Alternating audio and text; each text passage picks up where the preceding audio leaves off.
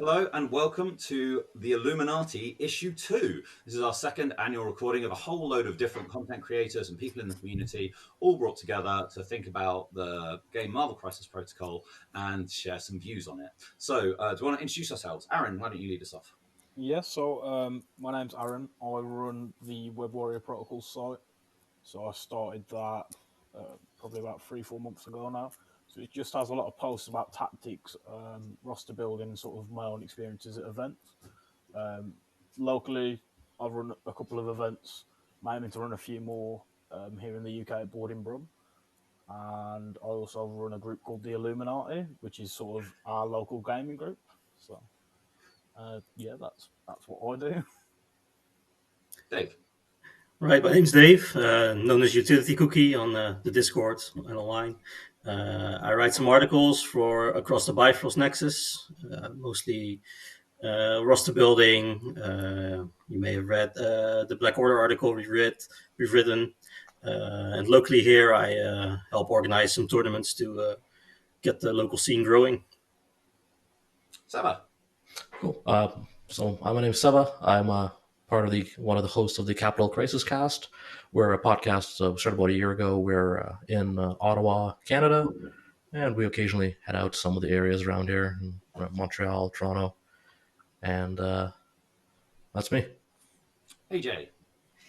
Hi, I'm one of the TTS League admins. I have no podcast to speak of.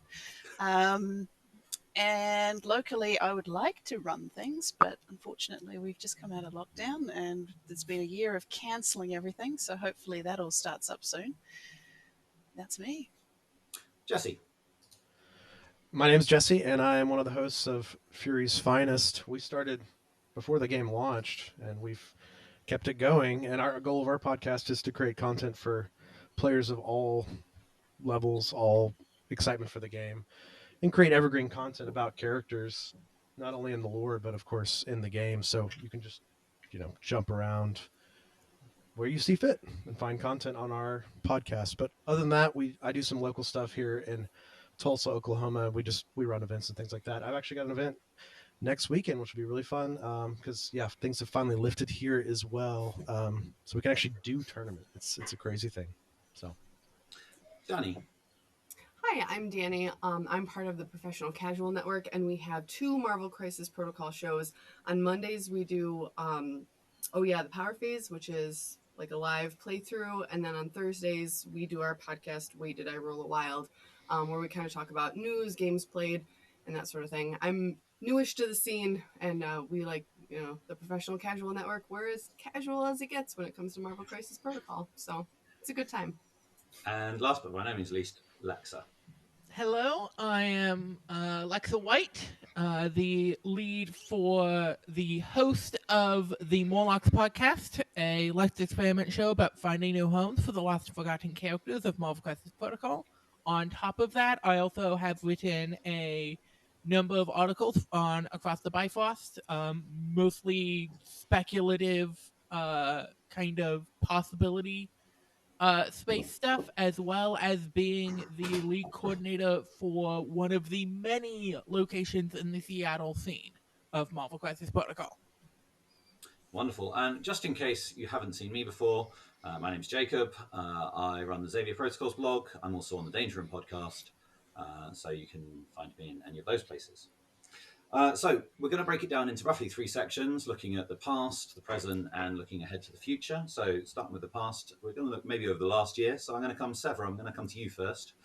The last year with lockdowns and COVID happening, what's it been like round by you for Crisis Protocol in the last year? Well, for us, we've had some sort of openings where we could get some games in.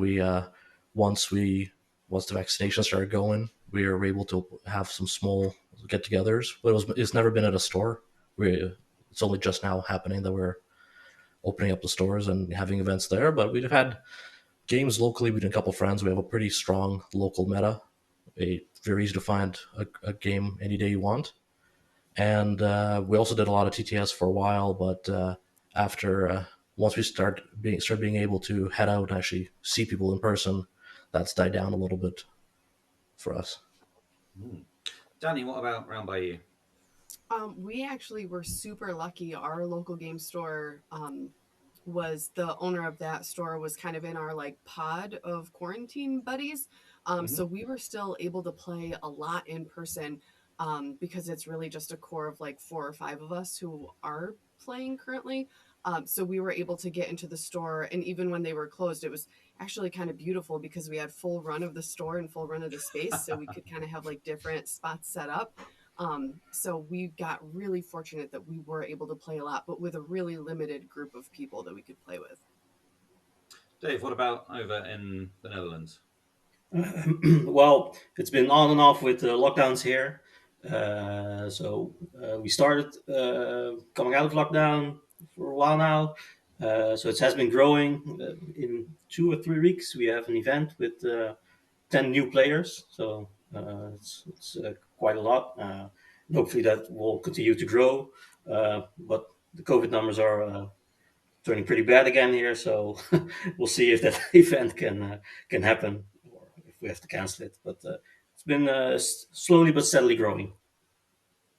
Lexa, what about on your coast of the States? We've been very lucky. Basically, since we opened, since we got to do our first in-person event back in August, we've been able to do it as kind of a weekly open play.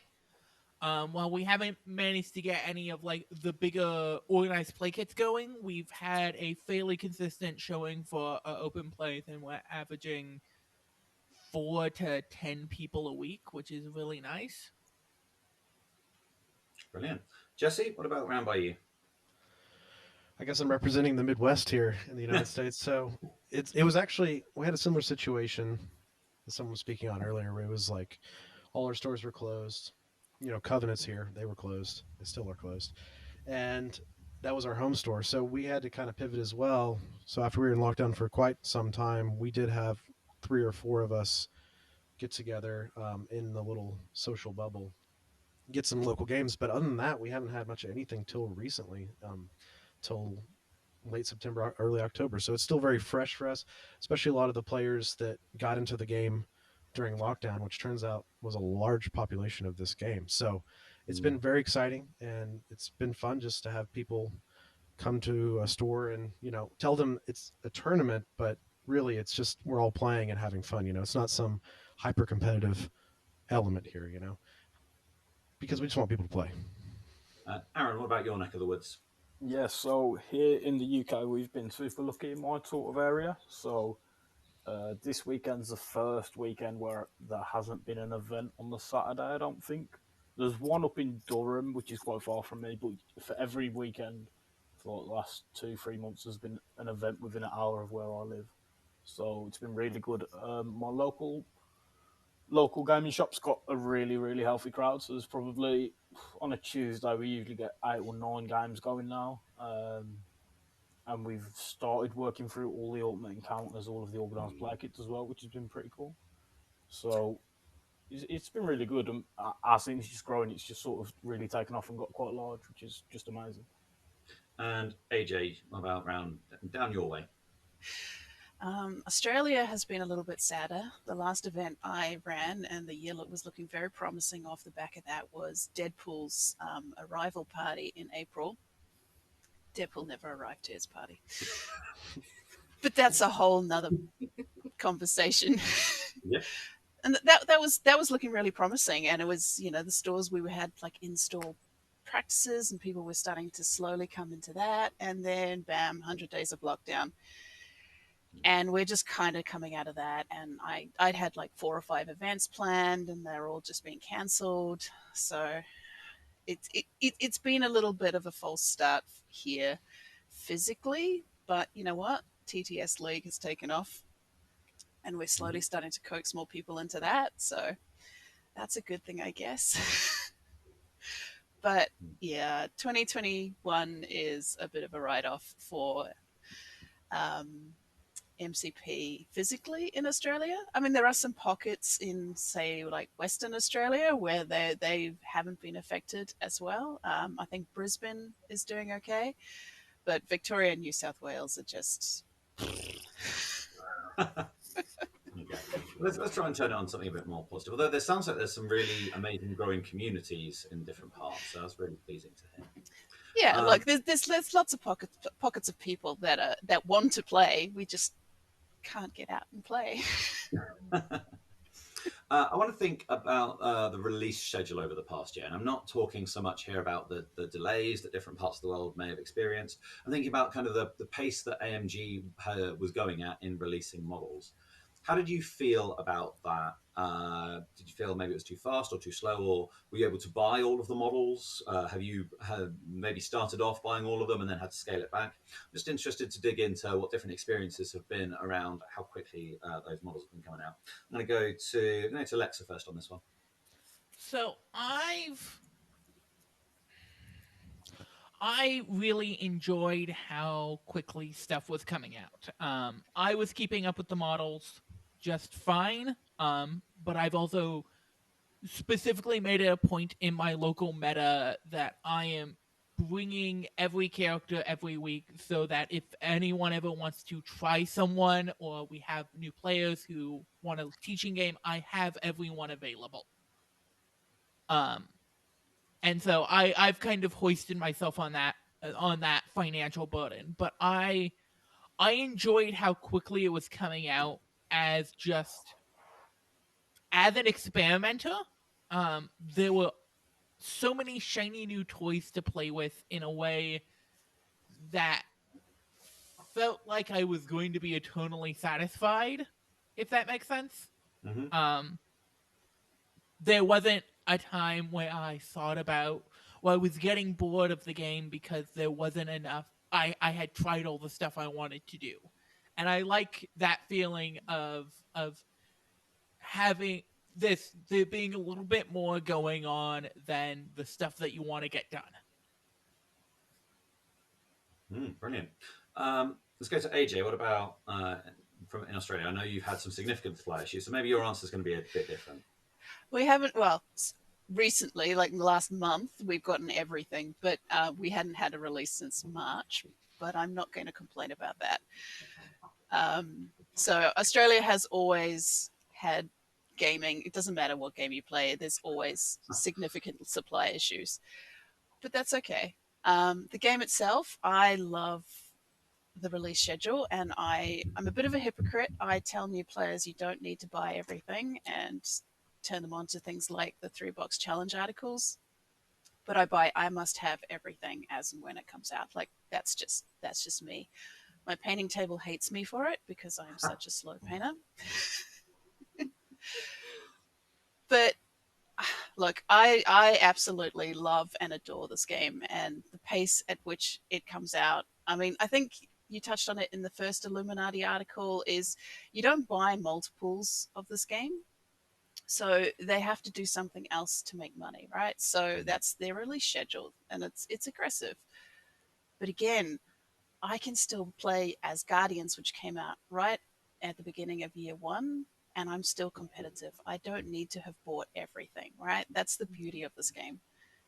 Yeah. Not only that, but all they've got to do is drop Ouden. You buy one pack, and suddenly you've got a completely new team to play.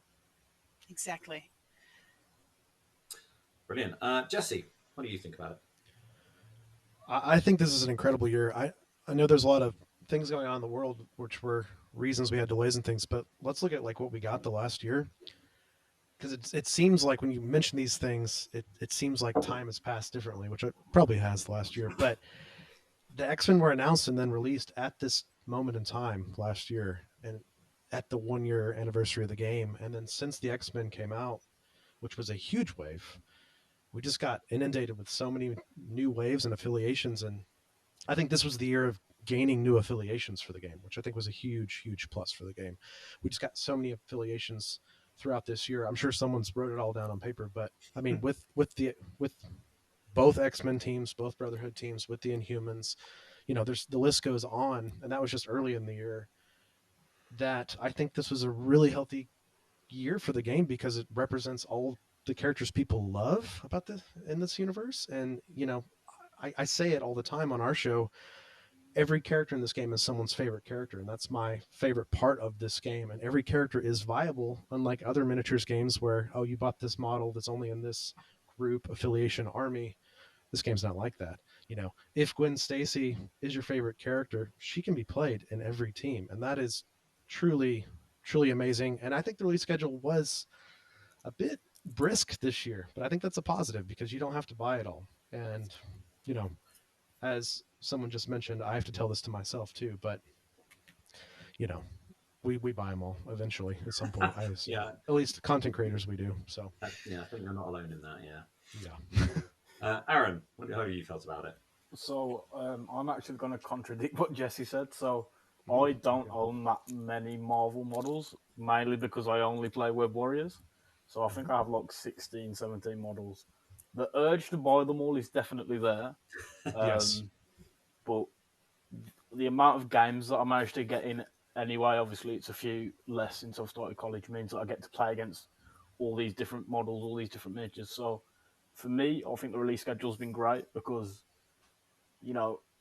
it's enabled everyone around me to keep trying different things. And now, sort of in our group, everyone has sort of an affiliation that they go to, whether that's favourite affiliation or a favourite character-based thing. So, like I said, although I don't buy everything, a lot of people in my local group do, and it's we've been really lucky because we've got a Hulkbuster and everything. I mean, that obviously wasn't a purposeful thing for them to do, but we somehow ended up with it. So yeah, Just going to pick up that name drop you dropped there. Yeah, Hulkbuster in the UK. Let's rub it in a bit more. Yeah. Sorry. Yeah, I have a Hulkbuster, all right.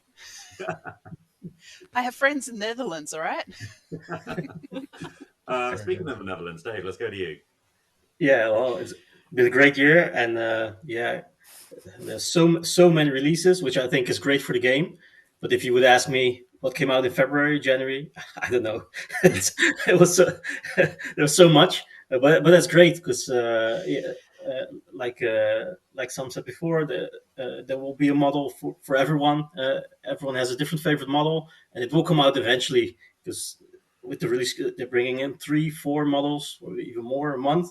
So yeah, that's great. And for me as a competitive player, I like to tinker with new rosters, new lists, and every month there's something new to bring, and you can revisit way old releases and see how they interact and how they can combine. So I love it. That way the meta is always in flux and not always solved.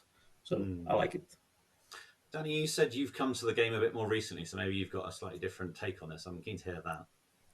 Yeah, as a new player, the release schedule, Jesse described it as brisk. Yes, absolutely. Like coming into this game and having so many models and characters to choose from. On the one hand, it was really intimidating. Like, how do I possibly choose? But I got into it right around when like She-Hulk and A-Force came out, which was perfect for me because I was like, I'm going to run all female lists forever, which I don't anymore. But it was a really great like jumping in point for me. That was when I was like, oh, of course I'm going to run She-Hulk. She's super incredible. So that was my like introduction to it.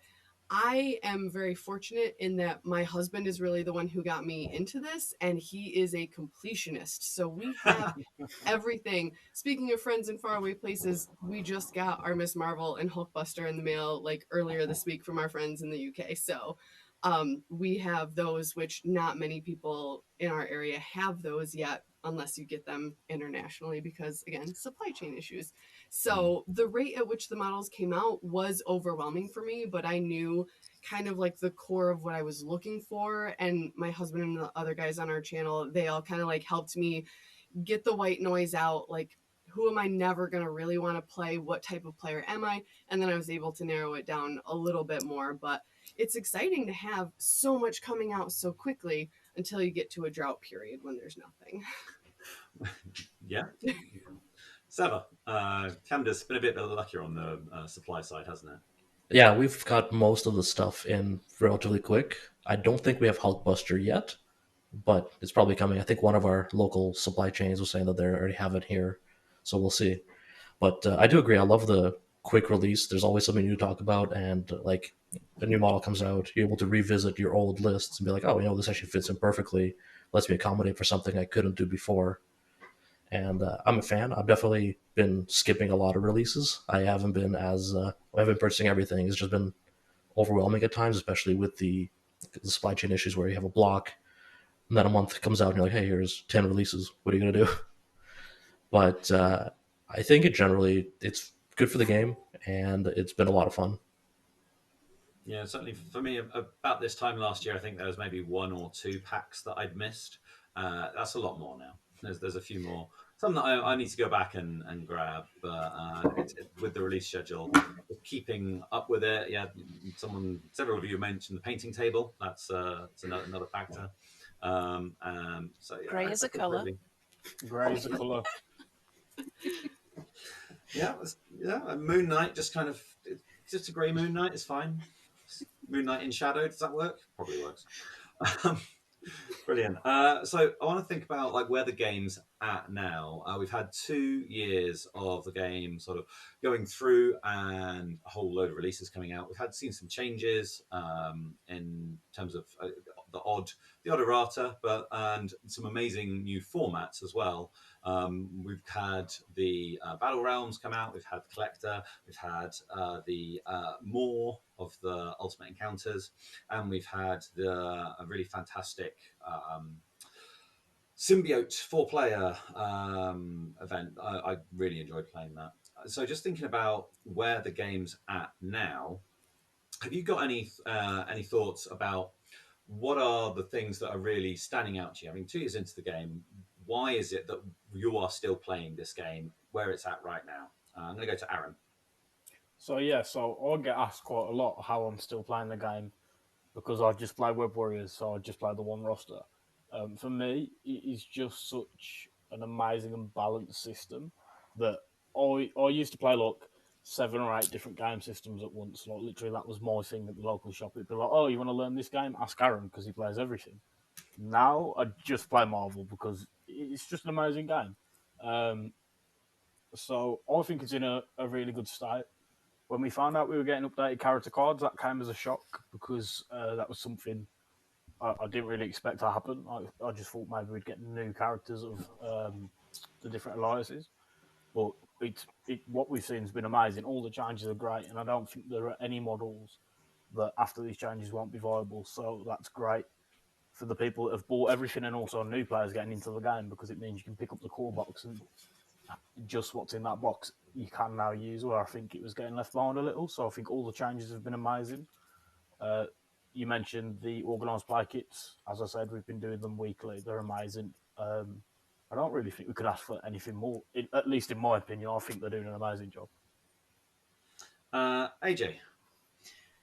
Look, I love this game. I love that AMG care enough to keep it healthy, right? That's the part that I love about this game. The fact that they address the really horrible stuff that comes out.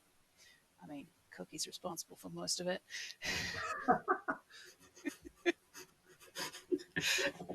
Not wrong. But the fact that they I lost my train of thought a little bit, but it was something like, oh, sorry.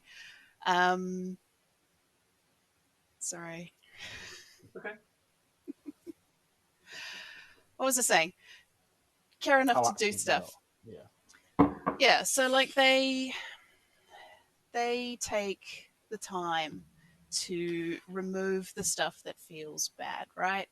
For something that's got such an aggressive release cycle, you'd think it'd be a bit more broken than it is, right? The fact that stuff that came out at release, okay, let's not talk about Spider-Man, but mostly all the stuff that came out at the start is still playable. It's still viable. Yes, it's not a competitive player's choice, but you can still win games with it because AMG go out of their way to make sure that it's playable.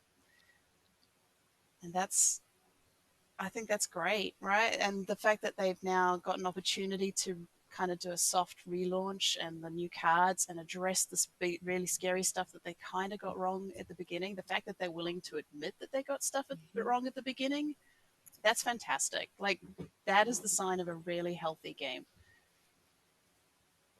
Seva. I love it. It's been like the new cars I didn't expect it, and I think while I would like to see Red Skull and maybe Doc Ock have been touched up in this, I'm a little sad they kind of left behind. But even on top of that, like the changes to priority and how the changes to pick who picks the points value, who gets picks the scenarios, all those changes, something that's been mentioned over and over, and it was nice to see that they're able to listen to the community and kind of sort of a wider group of playtesters in a way, and make adjustments for a better, healthier game. Dave. Yeah, I just love this game. I've been playing tabletop games for 20 years or something now. Done all, played Warhammer, War Machine, you name it, name a game, and I've played it. And in those games, if you look at War Machine, if you played Signar, you play 2 lists. That's it. If you want to be competitive. In this game, all the models are so balanced. You can, if you like Gwen, you can make a great Web Warriors list. If you like Thanos, you can play Black Order, and it's viable, it's competitive, and also on the if you're not that competitive, it creates an environment that your models are never bad. So when you're playing with a less competitive person who's more relaxed and just likes to play what they like, the game is not a loss or something. It's always an exciting game, and it's fun to. I even like to lose in this game, and I never like to lose. Never like to lose. So it's just fun, and you create this story together. Yeah, it's great, and like AJ said, the willingness to look back and look at models that are a bit below or a bit above the curve, like AMG themselves said, and adjust them. That's amazing. They could have easily just left it and make I don't know, make a new Red Skull or bring out a new Winter Soldier and say, hey, buy these models if you want to play with the character. But they're not. So yeah, amazing. Arun, something you wanted to pick up on? Yeah, I just want to quickly say it's just always crazy for me when I hear somebody say that they've been into the game for, say, 20 years, because that's like how long I've been alive. That's so wild. So it's like I was 1 back then. That's so crazy. Let's go, Jesse. Aging some of us here. That's good, Yeah. though. So I think the game's in the best spot it's ever been. To echo the statements of everyone here, point changes aside and, like balance and all that, let's just like talk about how many affiliations we got the past year, like I mentioned earlier. The kits actually being out in the world and the ultimate encounters being out in the world. I mean, really, any way you want to play this game is available to you right now, and there's going to be more ways to play in the future, I assume. So it's one of those things like everyone wins, casual, competitive, everything in between. Like Dave was hitting on, just play your favorite model. You can do that, and you can play your favorite model on any team as well. So I think we're in a really healthy spot. The changes, once again, echoing what everyone else said, very unexpected, very exciting, because as I touched on earlier, I think every model in this game is someone's favorite. So they should all be playable for sure. And then also, this is a hobby game too. So some of us like to really work really hard on our painting and our basing and all this sort of stuff. And, that's a good feeling too, that your model's not only viable in every team, but also just viable by themselves. So I think we're in a great spot, and I'm really looking forward to 2022 because we're like the starting point right now of all these big things. Lexa. I have. How do I phrase this? I think the game overall is in a great place, and I think specifically this year you can notice there have been a lot of build around pieces that, much more than an affiliation, bring out thematic ideas. And I think like the quintessential in this place is Omega Red. And his kind of generation of a poison list and stuff like that. And I think that's something in the way that, beyond the erratas that they have been doing, in the way that Atomic Mass Games has been pushing the boundaries of their design spaces this year, I think has been really good. That being said, I have some slight annoyances on how some certain characters were errated that took away how they felt special to me in ways that I knew that was going to happen because it caused them to be not great, but also I felt like had an interesting place in the game, and I'm a little sad that aren't those places anymore. Dani. Yeah, so again, I have this unique perspective where Dave, you mentioned playing Warhammer. My husband and I have Warhammer background, him much more so than me. Like, I think he had like 8 armies. I had one, where you would often see these companies and they would just come out with new stuff and you had to buy that, and they wouldn't cop to having to fix mistakes and say, oh yeah, right, we didn't do this quite right, we need to fix that. No, instead you need to buy a whole new unit or a whole new army book or this, that, or the other thing. Like AJ was saying, AMG is a company who will fix their mistakes, and they will, revamp these characters who kind of need it when you're reflecting. I think that really speaks to the balance and the evolution of this game based on what the players need and what they want, and just the overall development. As they come out with more and more characters, I think that they are going to have to keep doing this, looking back reflectively and saying, okay, where did we kind of not get things quite right in the past? And how can we ameliorate that for the good of the players? Like, they're doing good by us, which, as a consumer and as someone who's just like watching people play and love this game, like, I really respect that, because that kind of like flies in the face of most corporations, where obviously they're out to make money, but they also really want us to have a good time playing the game, because the more fun we have, the more we'll buy into it and the more we love it. So I really respect them for the changes that they've made and the changes that are to come. One of the things I think is going to be really important, like right now in our various communities around the world, is about growing your community and about introducing the game to people. Have you guys got any tips for people about things they could be doing or should not be doing in order to try and help grow their community where they are? Jesse. Well, just off the top of my head, I think doing demo days at your local store are really helpful. I had a unique opportunity lately to do a demo day at a larger convention here in Tulsa, Oklahoma, which is called Tokyo in Tulsa. It's a massive Japanese culture convention, and I'm just off in the side room, and people come by and say, look at the terrain and the models, and have no idea this game exists, and sit down and get a demo. Whether or not they go buy the game or play, again, that's kind of out of my hands, but like, at least they got to see it, experience it. So I think that's really helpful. But also on top of that, I think just I don't know, setting up simple games and inviting people over to your place, to play some games. Sticking with those 17 threat missions in the core set, sticking with simple models. I've talked about on Fury's Finest, Luke Cage is one of my new go-to Avengers models to teach people the game, teach some basic mechanics like that are good. Like, this is a game about positioning and scoring points, and Luke Cage is really good at that, but also like there's other elements to that too. So I think it's just kind of fitting what fits your local community, but those are the things that have worked for me. And also, I will say, the Ultimate Encounters, sometimes they can be a little complex, but man, do they get people to the table that have not played this game. And that's really fun. So set someone up with an Avengers team. Maybe you're the Thanos player, and maybe set up a Guardians team and have 2 new players play you, the Thanos player. That's a blast. It's really good. So. Dani, maybe any tips you've got from previous communities that you've been involved in growing, maybe? Yeah.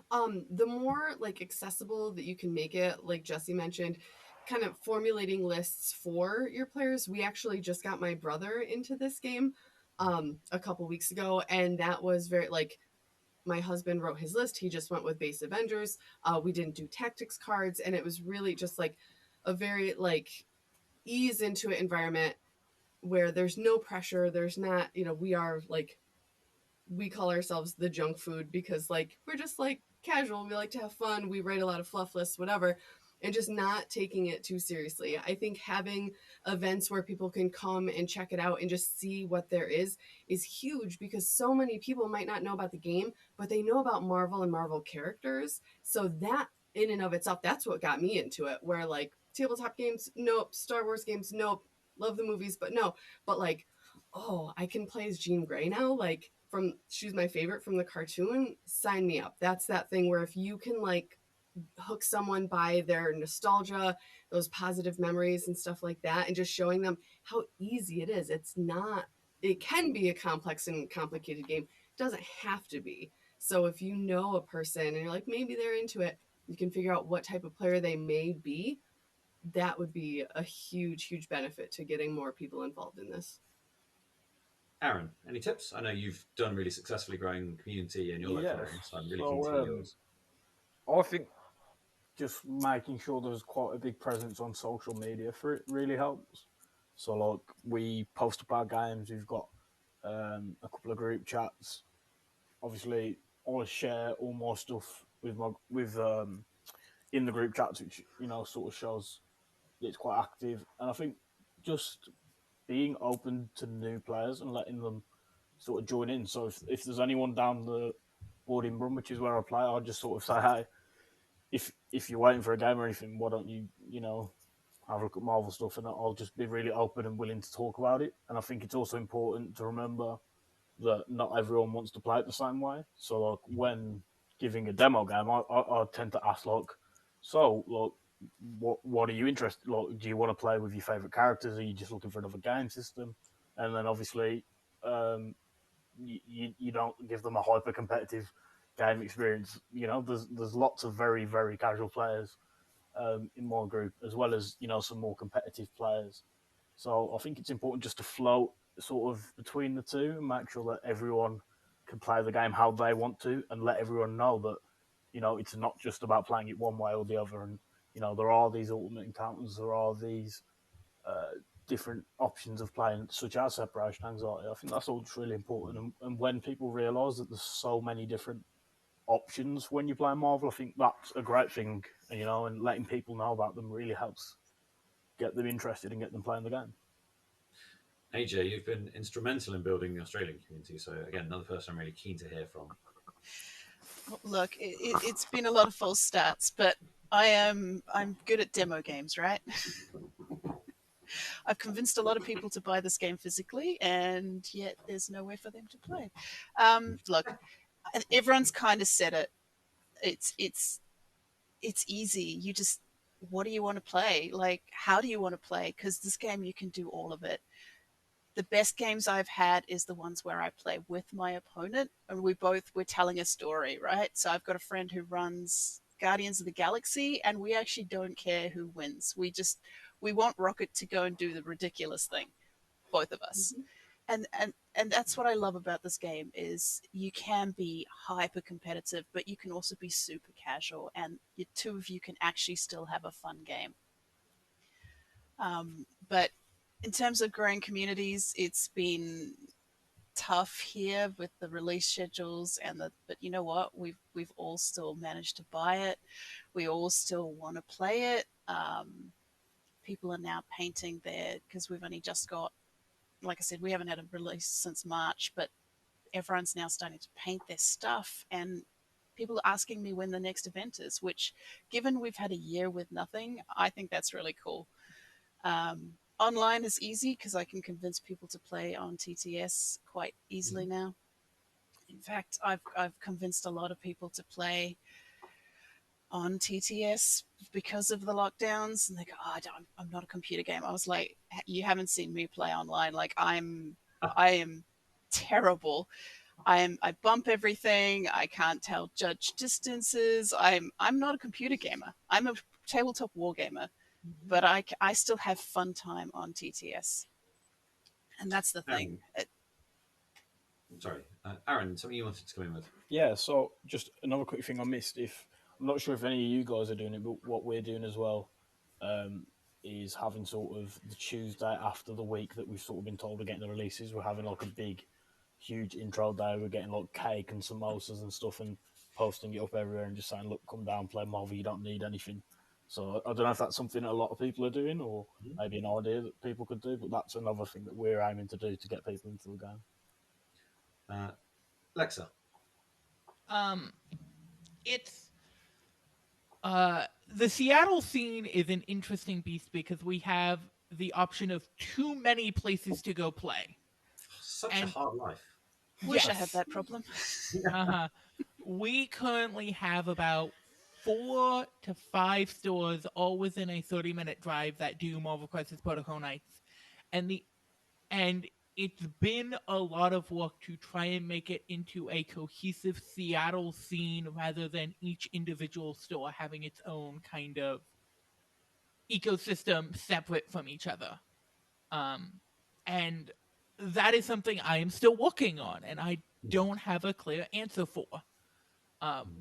But it's communication between stores and making sure you have an ecosystem beyond just whatever store you're playing at, I think is super important. Jesse, was there something you wanted to come in on? Yeah, another random idea that's worked for me, but it's been a really fun project for me, especially during lockdown, is I used a lot of my limited free time during lockdown to work on different terrain for different boards, with the idea of in the future we will have community events and I will supply most of the boards. And that's actually worked out really well because I actually have a lot of boards completely done that are all different vistas and areas of Marvel, and that actually has been a really good tool to bring people into the game because a lot of us are war gamers from previous games and things like that. In certain games, like 40K or Star Wars or something like that, the scope is pretty narrow and what you can do in the way of terrain. Marvel's not the case like that. Marvel is a huge universe, multi-dimensional, many different places on the Earth and other planets, and you can get really creative with terrain and work on something you're proud of, paint it up, and then you draw someone over to a table, and then it's something unique to our game too because all the terrain can be thrown. So it's just one of those things, like, it's hard to put exact words on how effective it is bringing new players, but it does help, I will say. Not only painted terrain, but different terrain. So recently we had some demo days and I brought a couple of my boards, and I specifically didn't bring a city board. I brought every board that was not a city board because, someone comes over and they see Wakandan plains and they see Hulk throwing a giraffe. I mean, it's just unique to our game. It's something that we have, and it's very fun. So sometimes that just gets people across to your boards, and then they say, oh, interesting, this is a game and you can throw the train too. I mean, so it's just an element that's, I think, we can channel uniquely as Marvel players that not really many other miniatures games can do, and they give us a lot of freedom with terrain as well. Lexa, I'm going to come back to you. Another thing that I wanted to quickly talk about, and this is an issue that I'm guessing a number of the people here have been especially aware of in this community, is making sure that you foster it so that it's accepting of all. Because wargaming has traditionally been a kind of straight male white guy thing. And it's very important, especially as Marvel as an IP is so universally loved, that we keep our communities open and safe spaces for women and LGBT people and non-white people to come in and be a member of beyond, without hostility. And that's something that I've been very, very specific about, and I think is very important as a larger community, because I think representation matters, not just on the table, but in the people around the table. And I think that's something that we as a community need to show better in the majority of our content. I see Jacob has very specifically picked out this year's cast, because I remember last year, and what drove me to be a content creator. You guys had a conversation about how you guys were all straight white men in your early to mid 30s, and it was what drove me as a trans woman to put myself forward into this community. And I think it's super important as the community as a whole, we manage to uplift people who aren't the norm without tokenizing them. I think that's an excellent point, Lexa, and I couldn't put it any better than you just did. Thank you. Arun, you wanted to comment on something? Yeah, just to join in on what Lexa said, that is sort of a reason why I started the blog as well, because I don't think in any I can think of one content creator that is a person of color. I'm yet to come across another Marvel player that is a person of color, but it's been a really accepting scene. It's been great. I've been to like 16 events and I've never had a problem. Whereas some other game systems, I'm not going to name anyone specifically, there are those really weird, clicky sort of racist like groups of people that you find. And I'm just really happy that with Marvel we haven't had that at all. So it's been really, really great to sort of bring that to the table as well and represent that. Brilliant. Thank you for sharing your experiences. A couple of people I haven't got to yet on this question. So, Seva. So this is kind of this more towards new players, I guess. I think because of just the wide appeal of Marvel, I come from more of a competitive game background, so every time I have to like dial back and be like, hey, this is a game that everybody can play. It has all these characters that people might love. They might not be. This might be their first war game, like tabletop game, just because of the appeal of the IP, and be able to offer advice and not strictly be like, well, you need to play this character and this character because this makes the best list for you. It's like, no, you can play this because it's fun. You can play the fluffy, like the Guardians of the Galaxy card where everybody rolls the dice and does whatever they want because it's fun. And that's kind of encouraging people to have fun with the game as opposed to strictly going for you have to be competitive, you have to be the best. And encouraging that, I think, is important. Dave, any thoughts on this?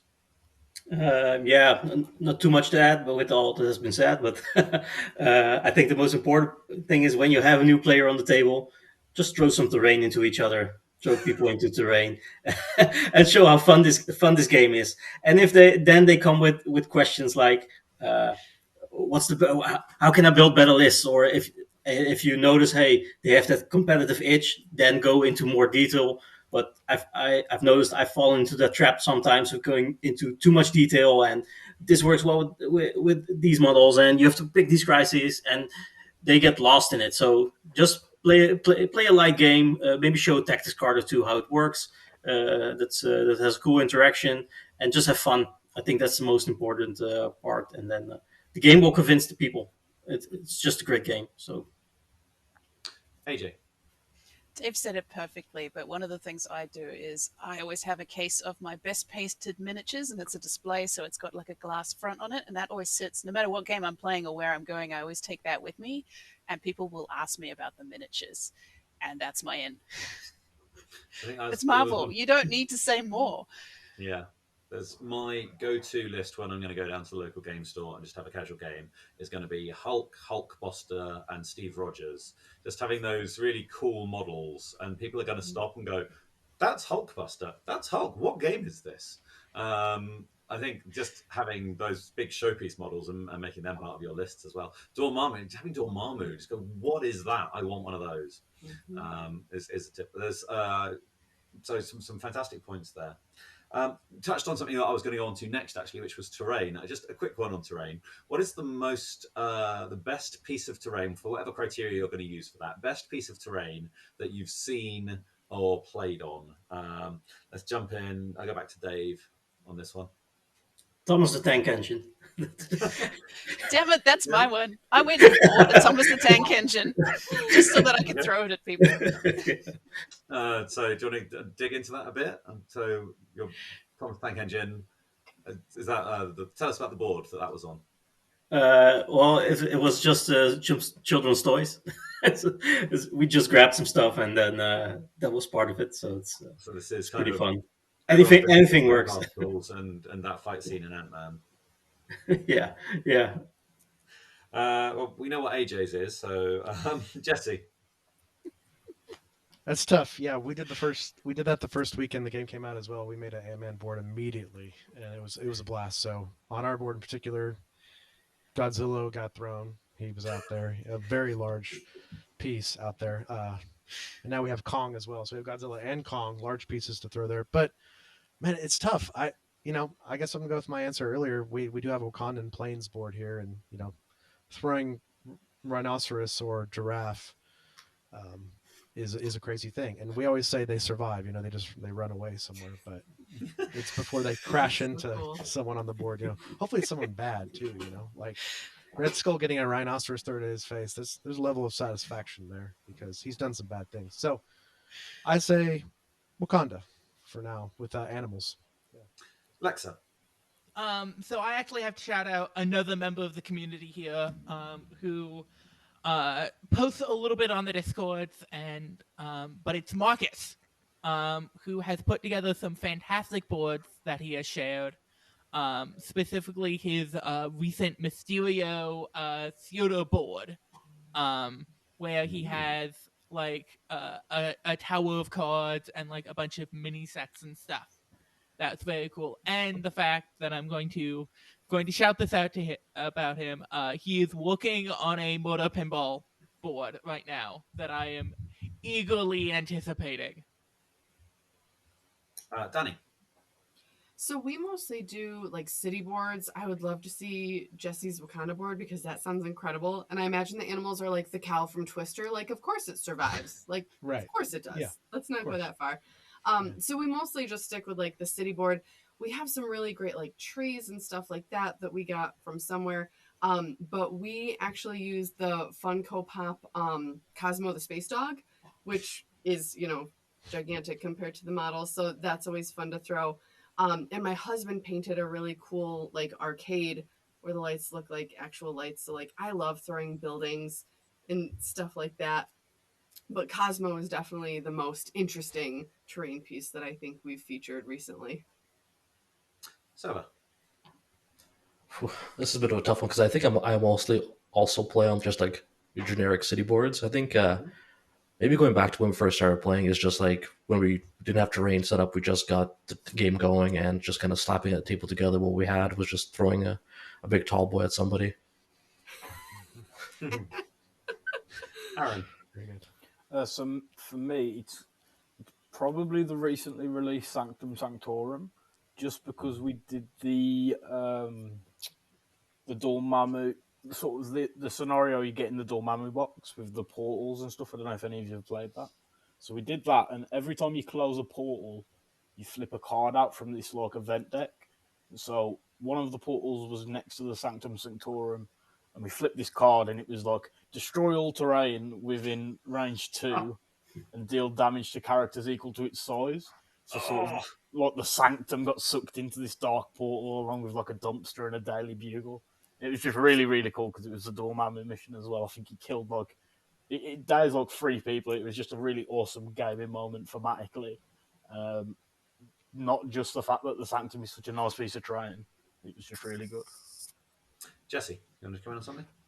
Picking off what Aaron said, I think it's actually really fun too if you're at the drawing board on terrain projects. What I did early on was I was like, well, there's a Thanos encounter, so like, why don't I build terrain based around that, and then it's just a board for future use. So we built the asteroid that Thanos, the Black Order, hang out on.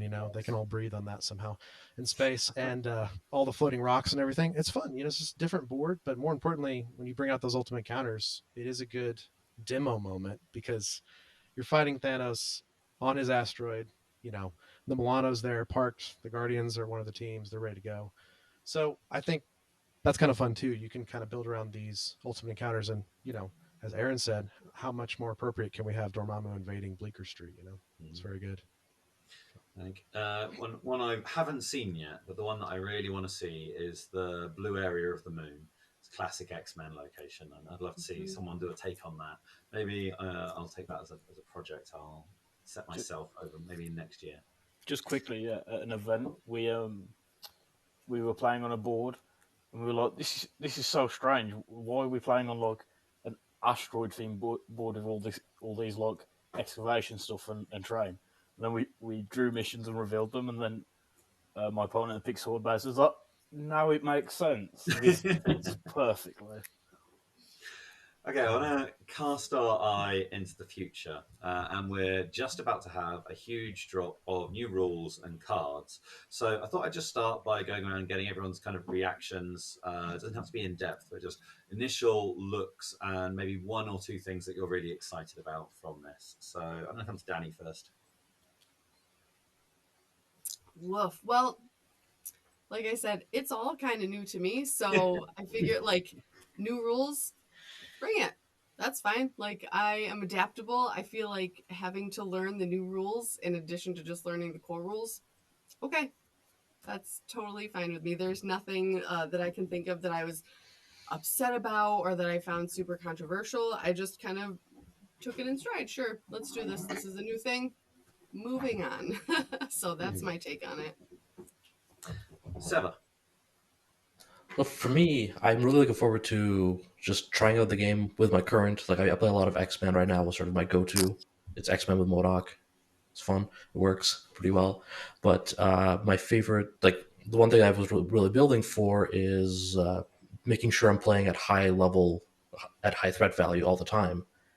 And with the changes to who picks the threat values and how these scenarios are created, I can no longer do that as well as I could before. So I'm looking forward to seeing how this works, how it changes, and sitting down and sort of reworking my most of my rosters and see if I can how I can adapt to how the game's changed. Okay, Dave. Yeah, I can't wait for the crisis to be random. All the changes around that part, the new characters, of course, and yeah, excited to see how the new meta will adapt and change with these changes. See where that will land. So, yeah, good times. AJ. Look, I'm going to be specific. Ghost Rider's good. Yes. I am ready for Ghost Rider to be good. He's what got me into the game. Cool. Lexa. So, y'all are talking like it's some far off thing, but we've been playing with the new cards and the new rules as we understand them for like the last month at our local store. So it's I love the new stuff that's been going on. We've been working under the assumption of the new rules at my podcast since they've been announced. So it's kind of like I'm just waiting for everyone to catch up right now because at least locally we all kind of agreed that it's like, yeah, no, we just want to try the new stuff, so let's play it.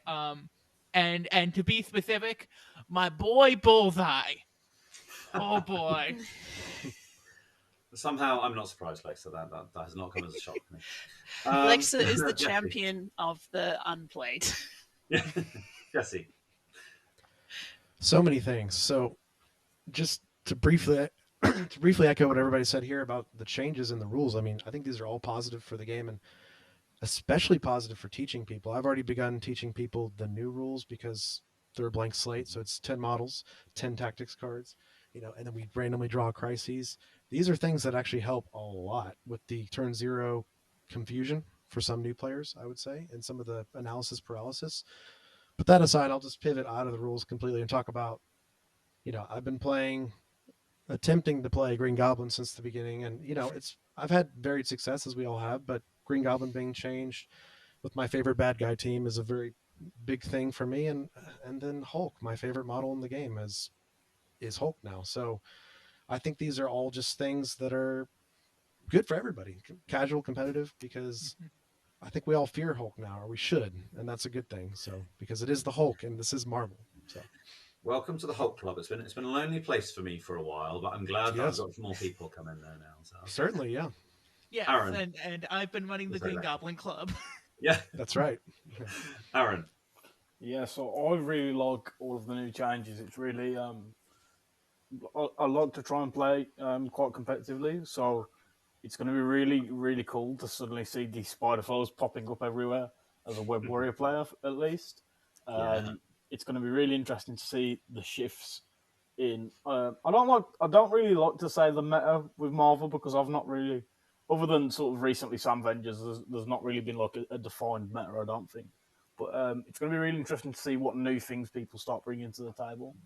And I think somebody mentioned, obviously, the random crisis stops a lot of those sort of feel bad turn one plays where, you sort of just a huge advantage for having priority, which I don't think is what the game should be about. You shouldn't be able to go, yeah, I've got this super crazy plan involving 3 tactics cards, Hulk, Wong, and another guy, and we're all going to do this, and I'm going to score this. So I think the random crisis is really good. just for that at least. And I just think all the changes have been super great. I'm really looking forward to seeing Hulk everywhere because I just love Hulk. It's going to be great. This one's a slightly tricky one, so I'm gonna go first on this one. I'll give you a bit of time to think. Rather than changing any things that have already gone, right? So because AMG has already said that they're doing a whole load of changes, and things occasionally get tweaked, and banned and restricted list has been a thing. But rather than changing things that have passed, if I gave you the keys to Marvel Crisis Protocol for the future, is there any one particular driving thing that you think you would do? Maybe not differently, but you would tweak or adjust slightly. I think for me, because I play a lot of competitive games, I think it's around crises that reward someone who's getting victory points. Something like crises with cubes, where you get damaged, and that's kind of like a downside to having picked up that cube. You're getting the victory point, but you're taking the damage. Or the spider infected is a great one. You pick up the spider infected, but you have the chance you're going to get shifted out of position and maybe waste an action. Those work really well, I think, from a design standpoint. Whereas things like the sword base, where you not only do you get all the victory points, but you also get to push their most powerful model away as well. Those, I think, feel just qualitatively just a little bit less engaging and fun. Yeah. So even if you're losing, you're like, might be losing, but they've got this disadvantage now that I can then leverage. I think that makes for a better game. So it's a tricky question, and it's not one that I've primed you for. But I'm going to go to Arun first. Right. I didn't expect to be first. So if I could change one thing moving forward, so maybe so you said not to touch anything that's already been changed, but with the changes to the priority system, I think the balance between having priority and not having priority is a lot more even. It's no longer 80-20. I think it's roughly, I think, 50-50. So I think moving forward, maybe the person that wins the role should get the choice of if they have priority or not. That's just like the first thing that's come to mind. No, that's cool. First. That's a perfectly valid answer. I'm very happy with that. Yeah, I think Jesse. Oh, sorry. Yeah, I was just gonna say. I think when you roll off, I think now that it is a bit more balanced. Obviously, it is still RNG, it's random numbers, but just the option when you win that roll off to choose which one, I think that'd be. I'd like that as a change. I don't think it'd be unhealthy or anything. I don't know what anyone else thinks. I can totally see that. Jesse. I wouldn't call this quite so much a change, and this will show some of my biases for what I like in the game. But I like to play thematic lists. I like to play characters I like to play, and then I like to play that well. That's what I've always done in every game I've ever played. I've been playing Star Wars games for 10 years that way as well, and I think that's a strength of the game. And I think they should focus on that. And the way I think you focus on that is continue doing, which seems to be a new trend they're doing, putting more stock in named tactics cards for named characters and things. First of all, we have 10 cards, so we're already going that direction. Second of all, they're just releasing more of these and less of the generically good cards. And I think this not only makes you enjoy the characters you're playing more, but I think it also makes the meta and just the game in general more exciting, because you don't really know what someone's going to bring. You might not know that someone sitting across from you that has Winter Soldier, one of their favorite characters is Winter Soldier, and they brought till the end of the line, and they're going to make it work, and that's their thing. And it's one of those things. I think it brings a lot of life into the game.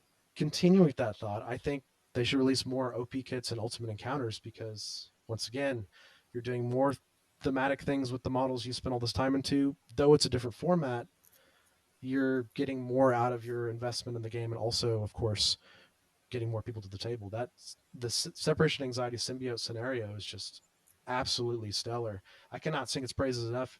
Everyone should try it, because it's one of those. It's a different experience of Marvel, a 4-player experience built around this symbiote mechanic. It's just a whole nother experience, and one more way we can play the game. So I think pursuing maybe character cards and more narrative and OP and ultimate encounter type things can only help the game grow more. Arun, you had something you wanted to come back on? Yeah, sorry. So as I went first, I wasn't really prepared, but no, that's absolutely fine. Jesse just prompted me to remember something we'd briefly spoken about in our group, and that was that maybe if you go into when you build your roster, if you have a fully affiliated team, so no non-affiliated characters, just say Avengers, where every single member in the team is affiliated, maybe having a bonus for that. The two things we thought about were maybe an extra power in the first turn, but then we realised that opens up a lot of really janky plays. And the other thing we thought about was maybe what you do is that if you're fully affiliated, when building your roster, you can choose 6 tactics cards, which I think would be really interesting again.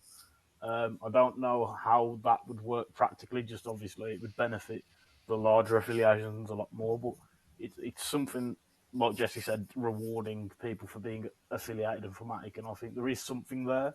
Maybe it'll just take a lot of time to fine tune something that would be both cool and Fnatic. But yeah, I just wanted to quickly throw that out there as well. Yeah, no, I like that idea. It's got a lot of legs, I reckon. I think it's difficult to get the balance right on it, but Yeah. as a principle, I think that's a fantastic idea. Seva. So for me, I think I'd like to see more variety in threat values for scenarios. It came up more in when we did the 3-box challenge, but you were so limited by being it's all 17s pretty much, and obviously you're not going to go back and change those values at this point. But I think going forward, we've seen it a bit with sword base being 14. We're getting a bit more lower and high end values.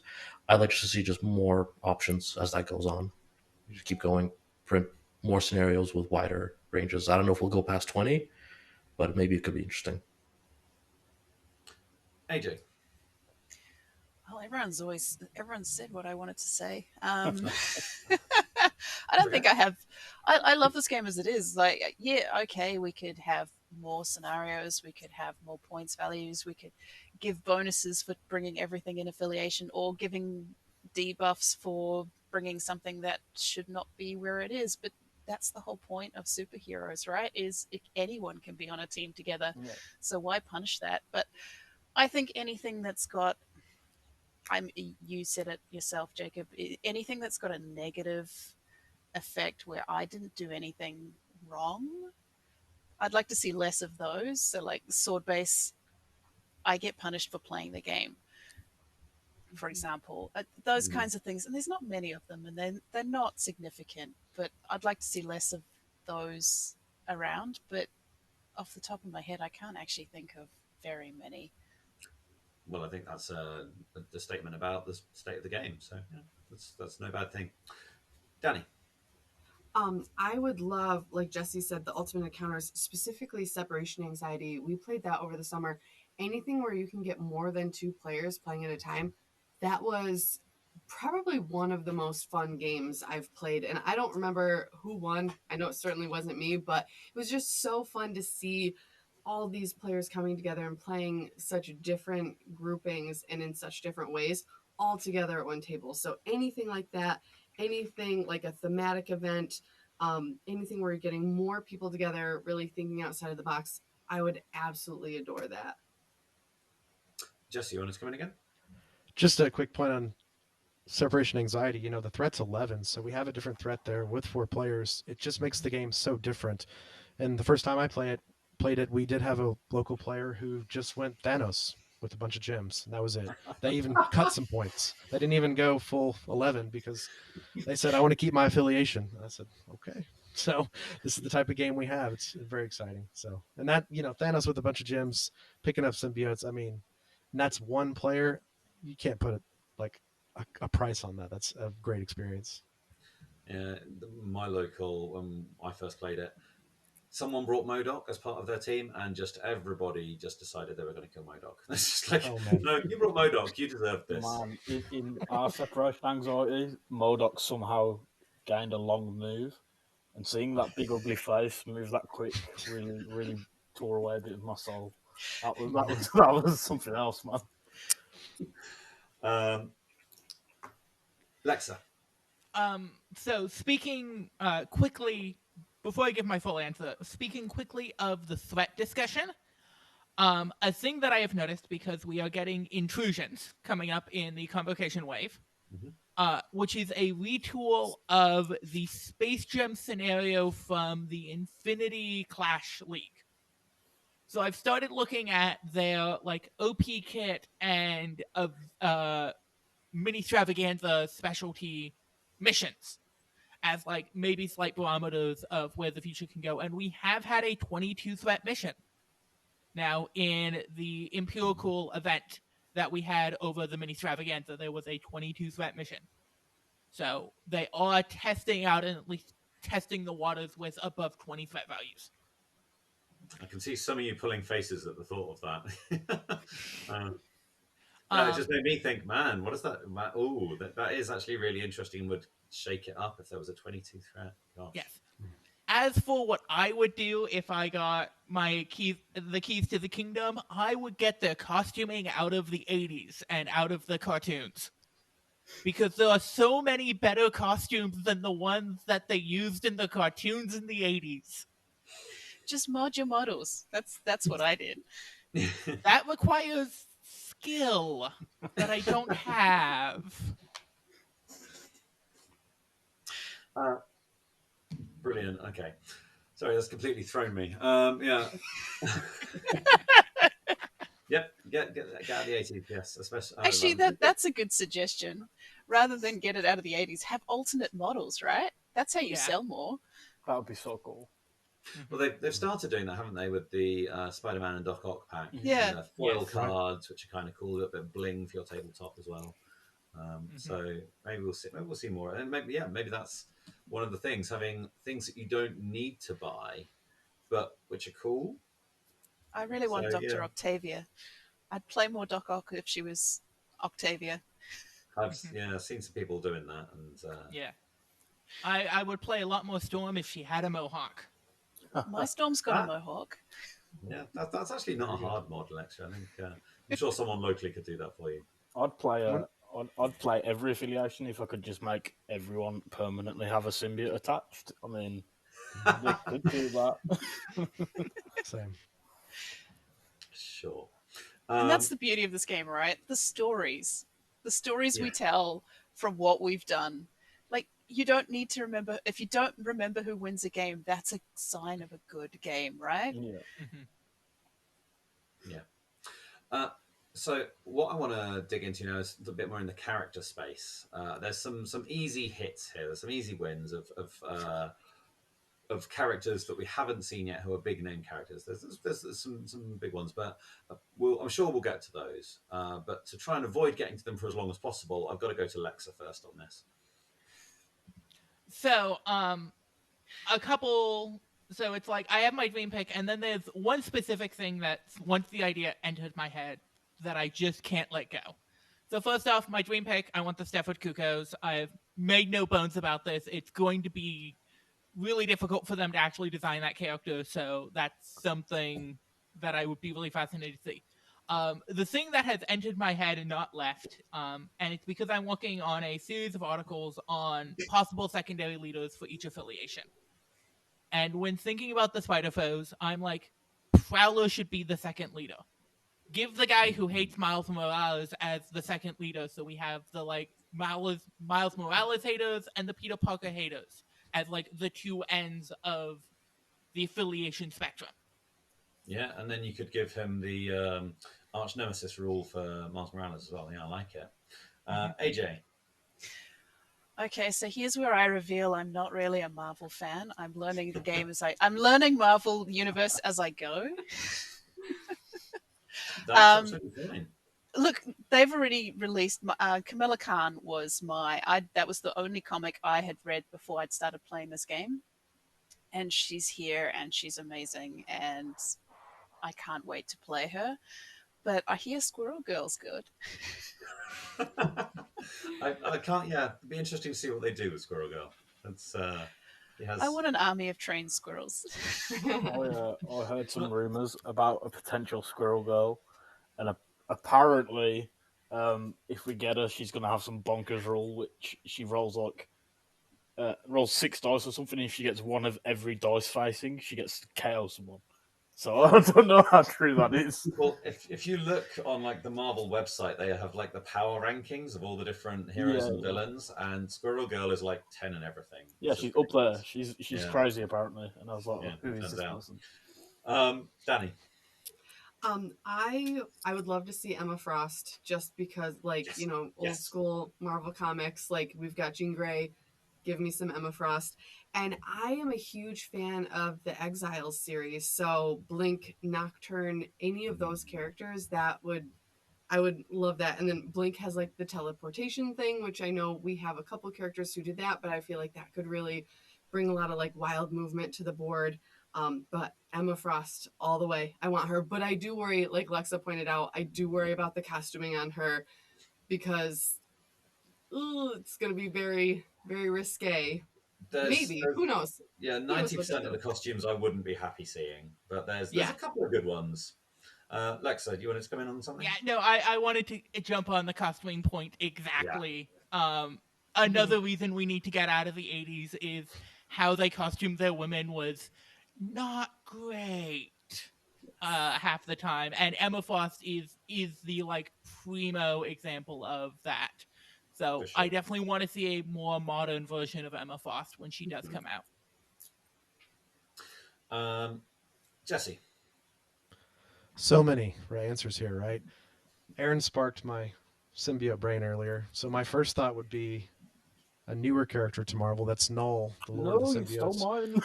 Just because we've seen that they'll do these great big threats in the game, like Thanos and Dormammu, but they're kind of rare. They're spread out.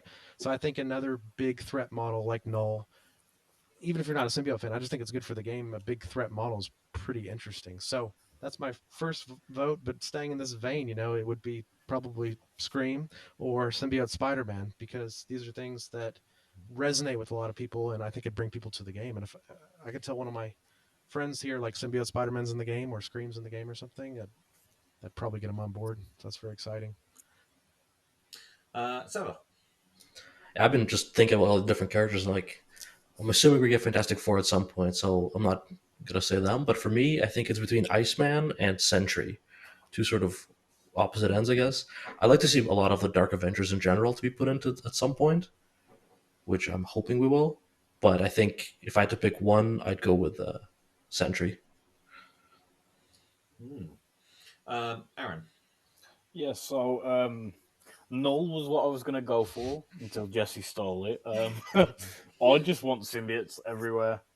That's the only way I'll ever play another affiliation, is if we get sort of a symbiote affiliation led either by Null or, Eddie Brock, as we see him in the King in Black series, maybe, or Black Suit Spider-Man, or just anything to do with a symbiote that's good.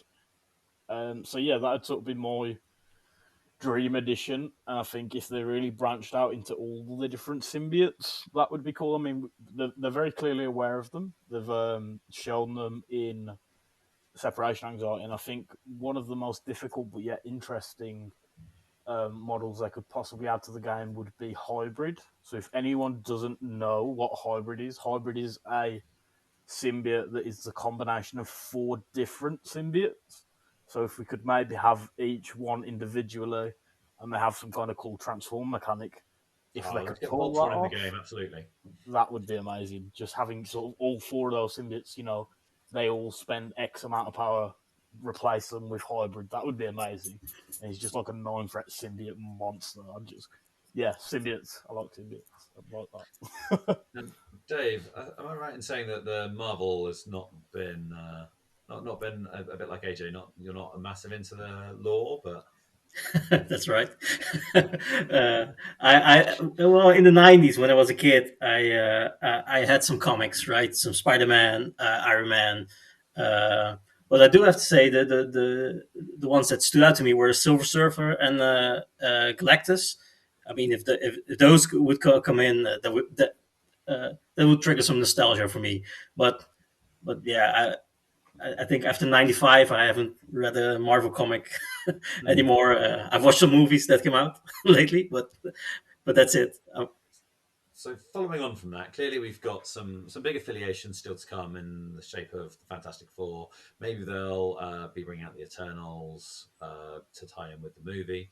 But how do you feel about the appeal of the releases going forward? Now, there's a wealth of X-Men as well to dig into, but in terms of new affiliations that are coming out, do you think we're going to see a plateauing, or do you think that we're going to keep seeing more and more and more as we go through? AJ, given that you're not very into Marvel, I'm really keen to get what you, because from someone who doesn't have all this deep knowledge about things, let's get your view first. Look, every time I have to research a new character, there just seems to be an infinite universe of affiliations and characters. And you look up a character on Wikipedia and they've got like all these teams that they were associated with. So I don't feel like they're going to run out of anything anytime soon. Maybe my question maybe wasn't phrased well enough then. You're right, they're absolutely not going to run out of teams. But there are a very small niche of people who are going to be very excited when the Star Jammers come out, for example. But I'm excited by all of it, right? yeah, sure, but yeah, no, look, I get what you're trying to ask. Maybe I think the appeal for this game, you're either a fan, you're not a fan, you're a gamer. It appeals to such a broad audience. There's always going to be something for everyone, whether it's an obscure character that I now have to go read a comic book for because that I'm using this game as my comic reading series, or I don't know. Like it, I think someone else would probably answer this more eloquently, but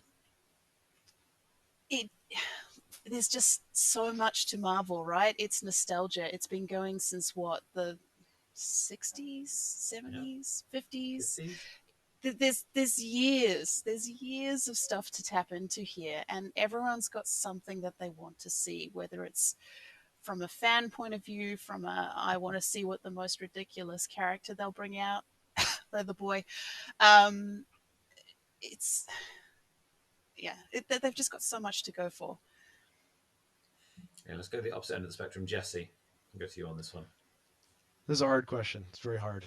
And Marvel's been around a really long time. 1939, so we had Captain America shortly after that. So it's tough. I would say maybe it'll plateau this year a little bit comparatively to this year, 2021, because I think this was the year of new affiliations. I mean, here in the US, we still don't have several new models, and when we get those new models, we'll have 4 new affiliations here in the US. I mean, I know some are like Hulk busting Avengers, but it's still a new affiliation. So maybe next year's the year they slow down and they focus more on characters and fleshing out those affiliations and things like that. So we can only just be excited, because more characters, just more characters. But I would like to see maybe more fleshing out of the affiliations we have, because there are so many now. That's a pretty interesting thought.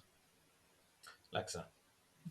So it's a question of how you quantify a new affiliation, because it's do we count a new affiliation as something that's brand new, or do we count secondary leaders? And if I had to go with my gut, I think this upcoming year is going to be the year of secondary leaders. I think I would not be surprised if we get a couple new affiliations. The one that's been sticking out in my head, just because of how it's getting treated in other game spaces, specifically other tabletop spaces, is getting a Shield affiliation. Mm-hmm. Just because Shield as kind of an organization has been getting pushed in like the Marvel Villainous games and a couple other places here and there.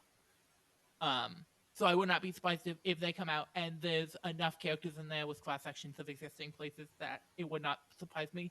But I think the main focus this year is going to be getting those secondary leaders out there and giving variety, especially to the small affiliations like Asgard and Wakanda. And it's depending on how you count those will really depend on if you feel it's plateaued or not. I think we're going to get the same number of new leaderships across next year, but I think a lot of them will be confined into existing affiliations as secondary leaders. Seva. Actually, that was a really good point about the secondary leaders, because that's one way to really freshen up some of the old affiliations.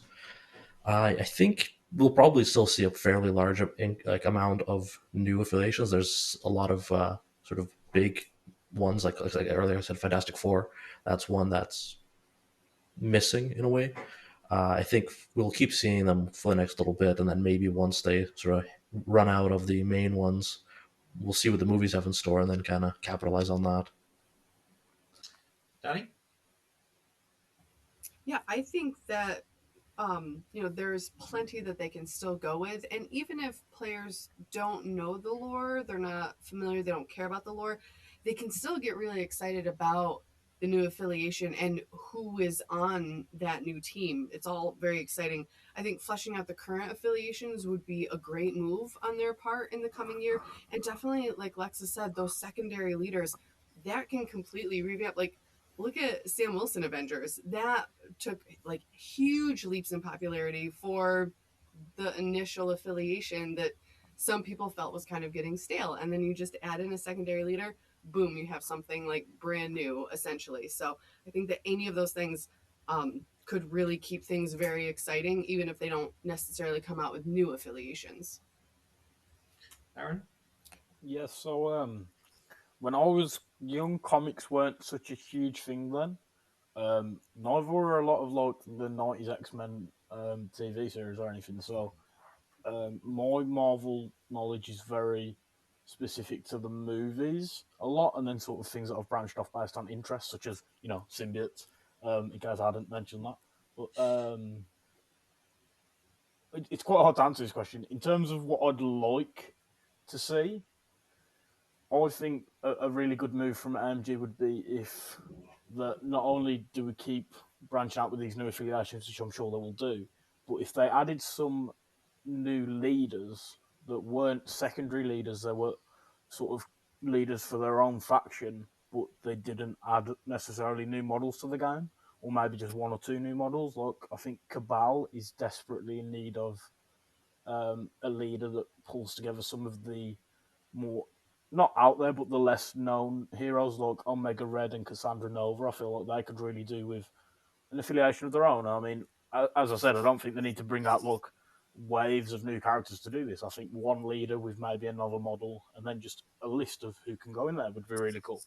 I think that's the beauty of Marvel. There's that many different storylines and branches in the multiverse and whatnot that you can just add one model who sort of bands together these characters that don't seem to fit, and then suddenly you've got this whole all new, all different affiliation. Do you know what I mean? So it's I think it's going to be good to see them adding all these new things, and I definitely think they will carry on.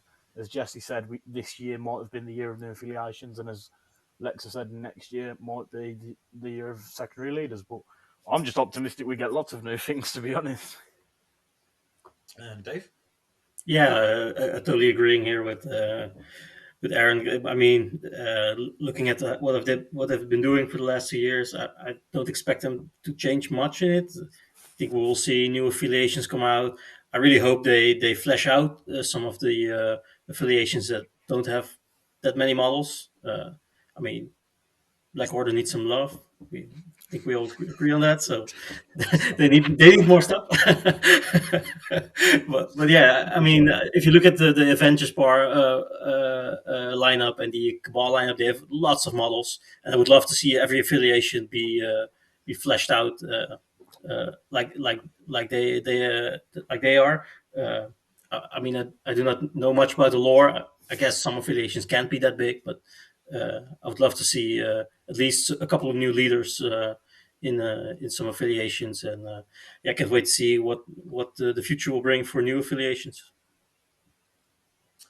Brilliant. All right, guys. Well, I've got through all of the things I wanted to talk about. Were there any topics any of you wanted to bring to the group? No? Okay. Well, then, yeah, Dani?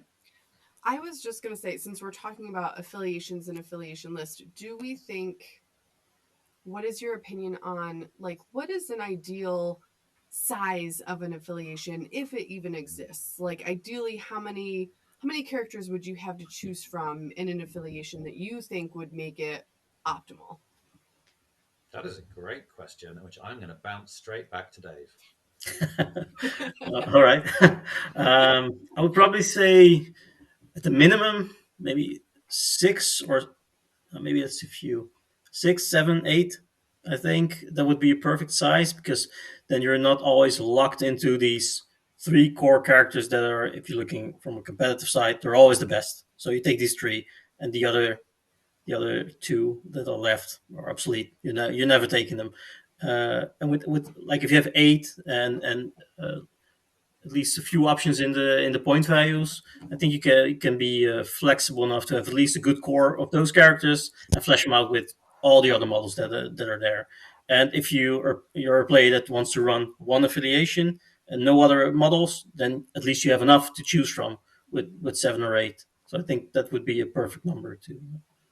It's a great point about single affiliation players, which I guess leads me into Arun. Yeah, so I was actually going to say, I think if we look at what the Web Warriors currently have, I think that's a really, really healthy structure. I was playing back when it was Miles, Gwen, and Venom, and now I find myself with like Moon Knight, who I love, Black Cat, Amazing Spider-Man.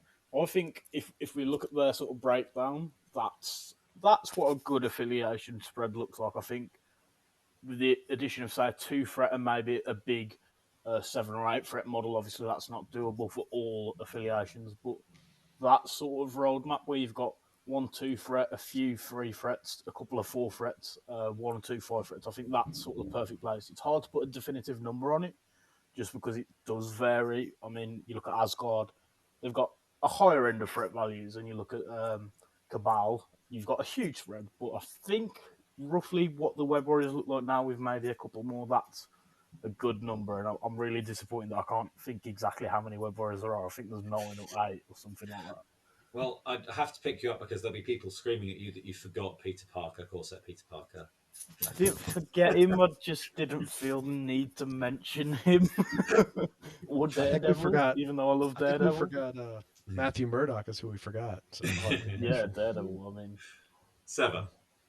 Yeah, I think I think 7 characters where I'd sort of be the minimum where I feel comfortable. But for me, I think the main thing is having at least 1 2-threat character available in there to really.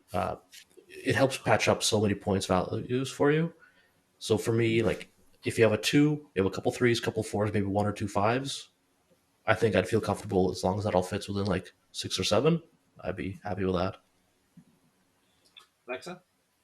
So I actually want to directly contest the idea that every affiliation needs the 2-threat. I actively think the affiliations that don't need 2 threats because the challenge of them is the fact that they are expensive. I don't think Asgard or Black Order need 2 threats. I think it will be actively bad for the game if the expensive affiliations that are designed around being expensive and having to work around their point values get a 2-threat.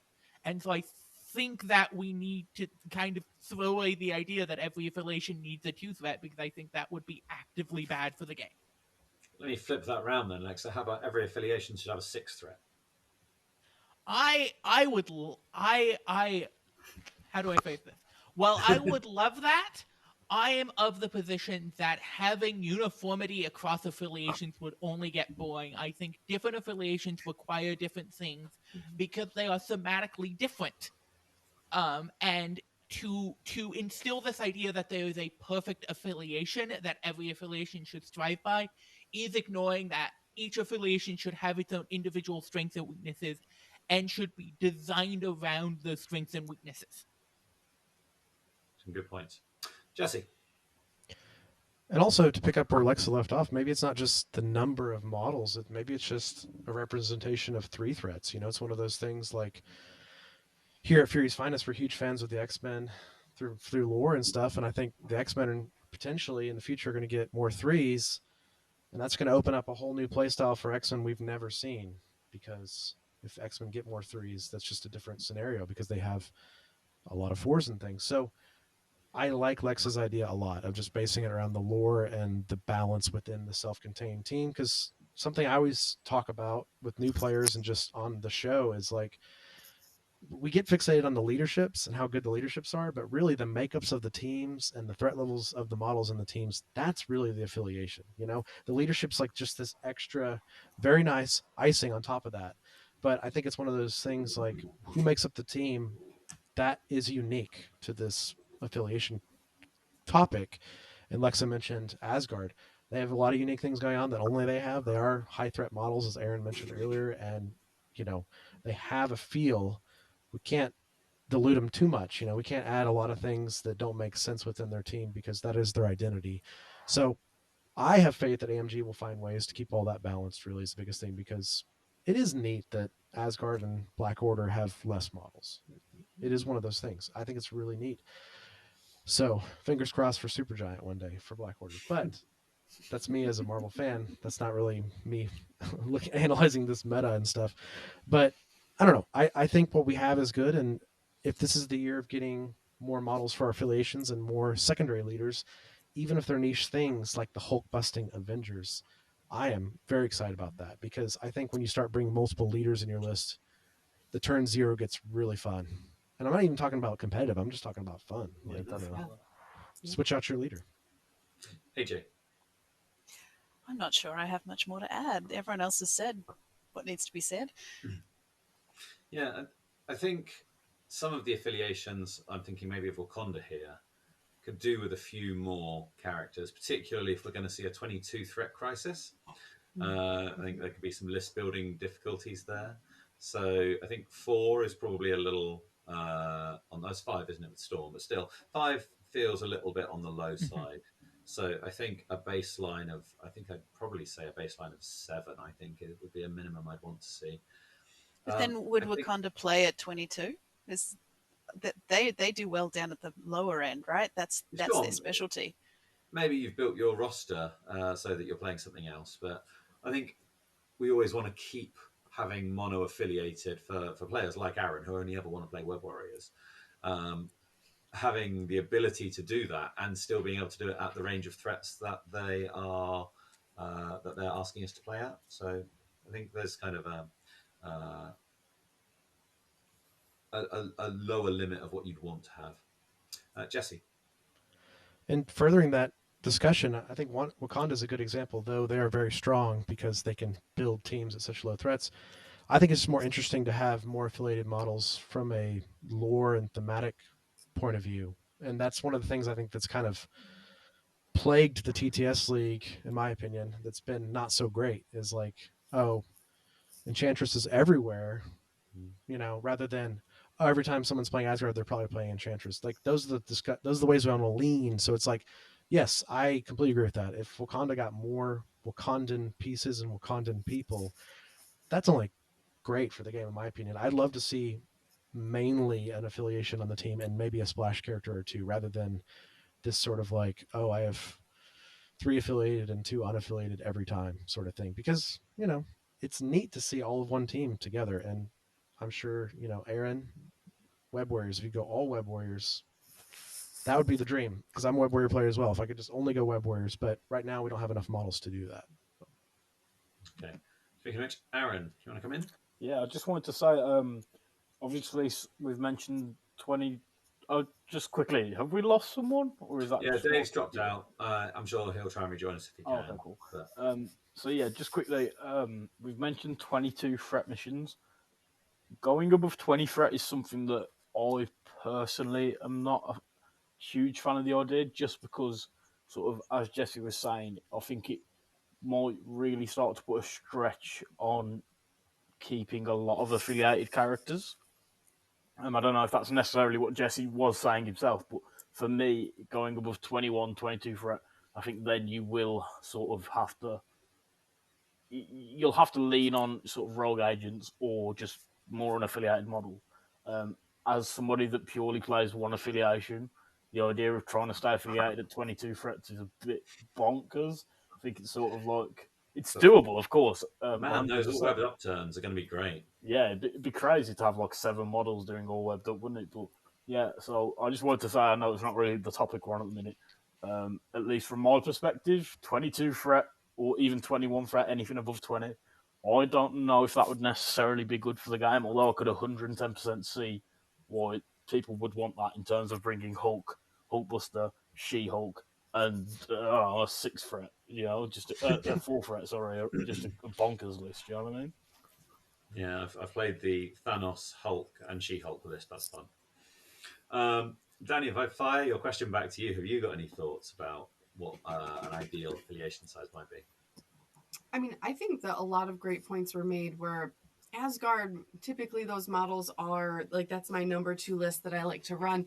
Typically you do have higher level threat levels there, so I don't know that they necessarily need more characters to choose from. It would be great to have variety, but I kind of agree with Lexa that that's an affiliation where I feel like 2 points, that doesn't make a lot of sense for Asgardians. But I do think that like 7 to 10 is a nice sweet spot for variety, especially depending on, you know, what type of game you're trying to play. I think that would be a really good number. But I loved this discussion. Thank you all so much for humoring me with that question. I think the only thing I'd add is, and this is not a problem AMG have had, and I don't see them having this problem, but making sure that the characters feel different enough. You don't want 2 people who are just going to sit at the back and shoot. Having one of those in your affiliation is fine, and having one in a different affiliation also fine. But having like 2 or 3 that have a similar role within the team, I think that you're going to end up thinking that I like this one better, and you're not going to end up taking the other one. They're not going to feel unique and special. So that would be the only caveat I would add. Another opportunity, if any of you want to throw something out for the group to discuss. I wanted to quickly bring up a thing that I wanted to have to kind of start a conversation in the community as a whole as content creators about how we talk about characters. Because I find it, for a game with a curve so flat, and what I mean by that, to people who don't know, is the distance between the worst character in the game and the best character in the game is really close together. They're not on top of each other, and I think it was Pagani, it might have been Chick, was talking about when he when Richmond interviewed him, about how it's never their intention to make it a flat line. It's interesting because there is distance between the good and the bad, but they also want it close enough that the bad can always compete with the good. For how close that curve is, when people talk about characters, they make it seem like the curve is like this. And I think that can be rather disingenuous and discouraging to new players who want to play their favorite character. I think that's a good point. I go Seva, because you've got a slightly more maybe competitive focus, and we do tend to characterize in the competitive community as sort of the good and the bad. Have you got want to come in on that? I do have at times sort of a more of a yes or no approach. Some characters I'm like, oh, this character doesn't quite fit what I'm looking for them to do, so I kind of put them in like the negative bucket. And I might sometimes call them be like, oh, this is a bad character, but necessarily it's not 100% true. Like even Winter Soldier has his uses, and especially now, like for a while, for the longest time, it was a character that I was like, why would I buy this box other than for Vision? Because Winter Soldier was kind of like, he's not doing anything for me. But even now, I think like with Falcon, for example, a different affiliation, the cards that come with Winter Soldier raise his value. I think it's important to look at a character not just at the current snapshot. I mean, you could always look at him and say, hey, he's not great right now, but AMG has shown that they're willing to add and sort of change stuff up that will raise value over time for a lot of the characters. Yeah, Aaron? Yeah, I just wanted to say I think that is a hugely important aspect to bear in mind, is that because of this sort of core fundamental of the game that anyone can go with anything and you can have anyone on any team, it is very important to look at each character as sort of not a work in progress, but sort of like not a static piece. And I think the best example is Crossbones. So I'd never seen Crossbones on the table. I'd never seen him played. Hadn't even built mine. He was really regarded as just I don't want to say trash tier, but that's what I saw a lot of people saying about him. And then we got the we got Sin with her leadership, and obviously her husband and wife mechanic, and we also got Illicit Tech. So I think it is really important that when talking about characters, people bear this in mind and don't write things off as you're never going to use them.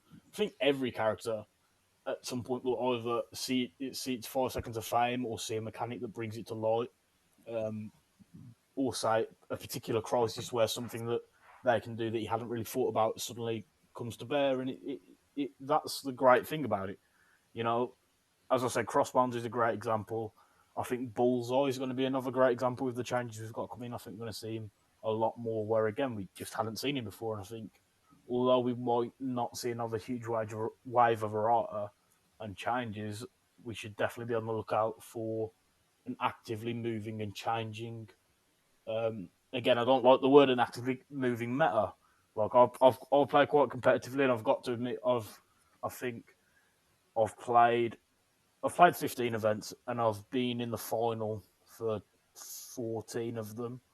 And I don't think there's been anyone where it's been like, oh, this is what I played last week. And I think that's a hugely important thing to remember.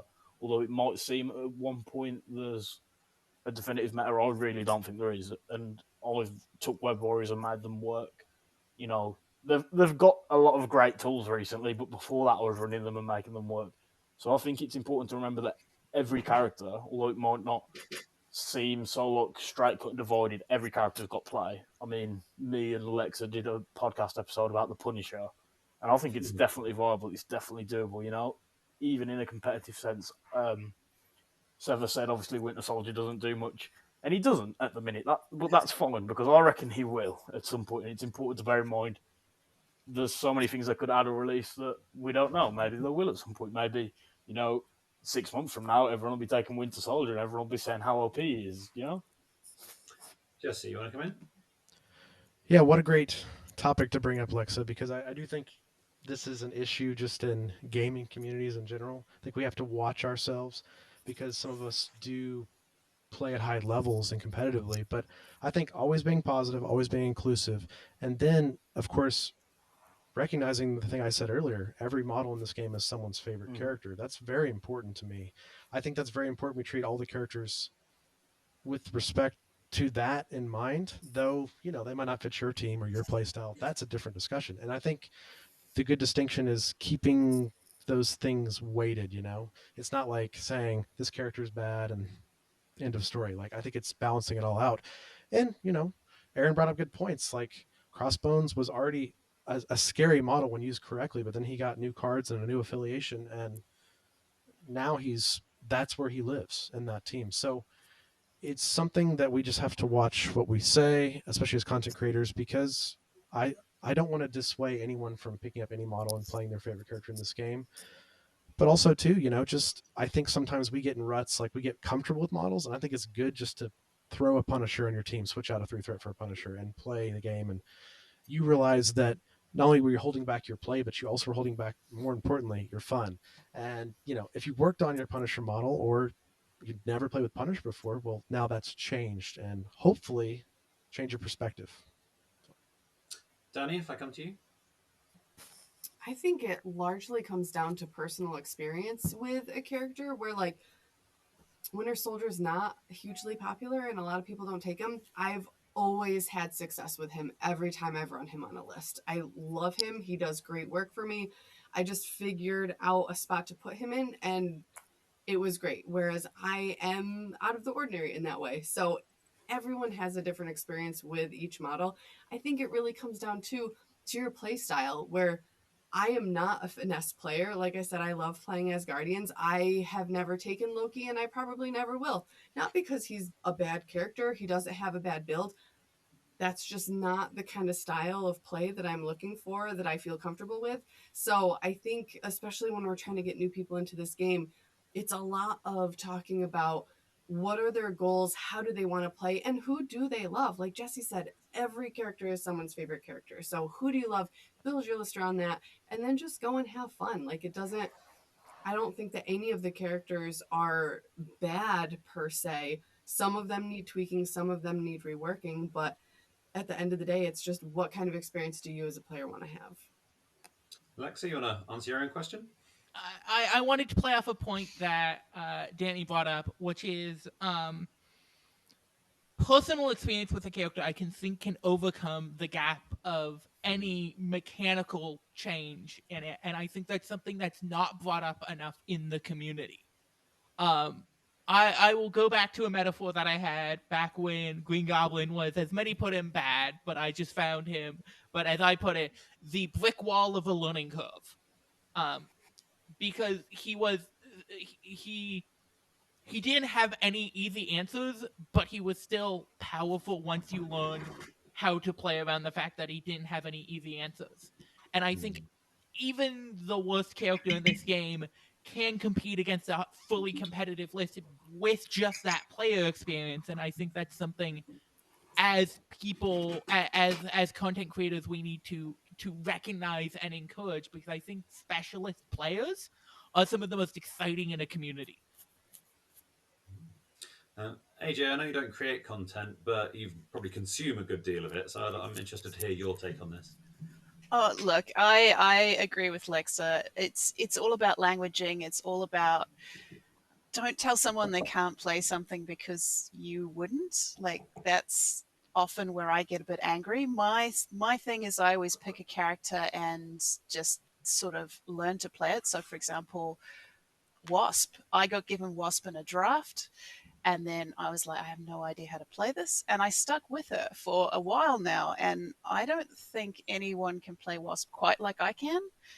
I mean, Lexa and I did an entire podcast about this, but it's about that special. You're right. That specialist knowledge is much more exciting. I'd rather watch someone play Winter Soldier well and not necessarily win, but I'm more interested in watching that game than seeing a Hulkbuster versus Hulkbuster face off. Like, we know Hulkbuster's good, right? Arun, you want to come back in? Yeah, I just wanted to quickly say again, just to reiterate the point that Lexa has made about the specialist players. I think it is such a negative experience to have someone tell you play something wrong.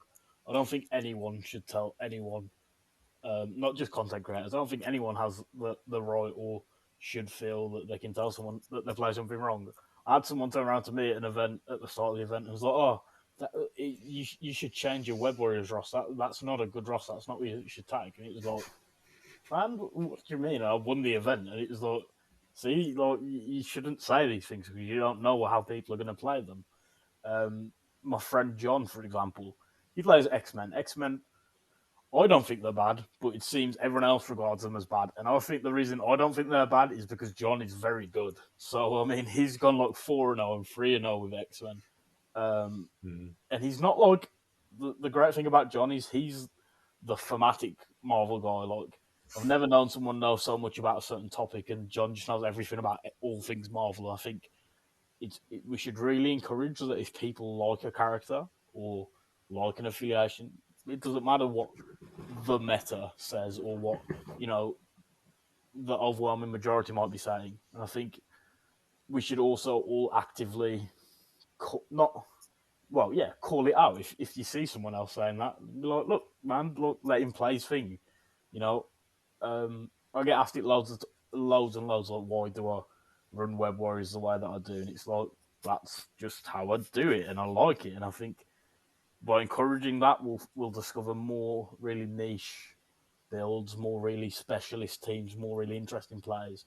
And again, that ties into what I was saying earlier about you never really know what state a character's in because not every player has tried them. Do you know what I mean? So every character's got the potential to suddenly be like, oh, in this crisis, this guy goes insane, or this model will be bonkers. And I think it's really important to just not dissuade that and maybe even encourage people to just play what they want and not worry about listening to people that think they have the right to dictate how to play. Or that, you know what I mean? Just play what you want to play, and I'm sure anyone can do really well with anything. Sorry to just go off on a tangent. I just think that's how it should be. It's a really good point, though. AJ, you want to come back in? Got a bit lost there. I think the difference between a good player and a great player, a good player spends hours practicing and is phenomenal, like can turn on a dime and win anything.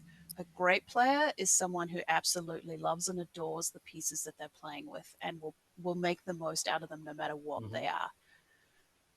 I mean, you've probably all met Fast Nick, right? He's our X-Men champion down here, and I tell you what, any game that he's playing, I want to watch because he just cares so much about the pieces he's playing with versus someone else who's spent And and this isn't to pick on anyone, but you know what? We all find fun in a different place, and you need to acknowledge that. Dani. I think it's also important to remember this is based on dice rolls. So I have seen some games where there's one player who absolutely should have won, but their dice rolls that night were trash and they didn't win. They still had a great time. Like AJ said, they were a great player because they loved what they were doing. But, that line of good and bad, it all comes down to the dice rolls. Dave, I don't think I've come to you on this yet. No, but yeah, I mean, a lot of stuff has been said already, but I think sometimes we fall in the trap of I'm Dutch, so this resonates with me a lot. But we as a Dutch have strong opinions, and you don't have.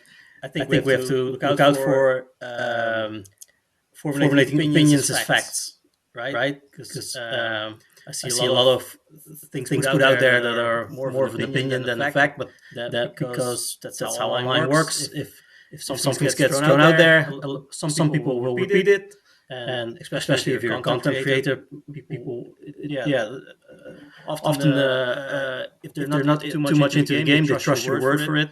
And when the opinion gets formulated as a fact, a lot of people will take that up, then it will become a sort of false reality.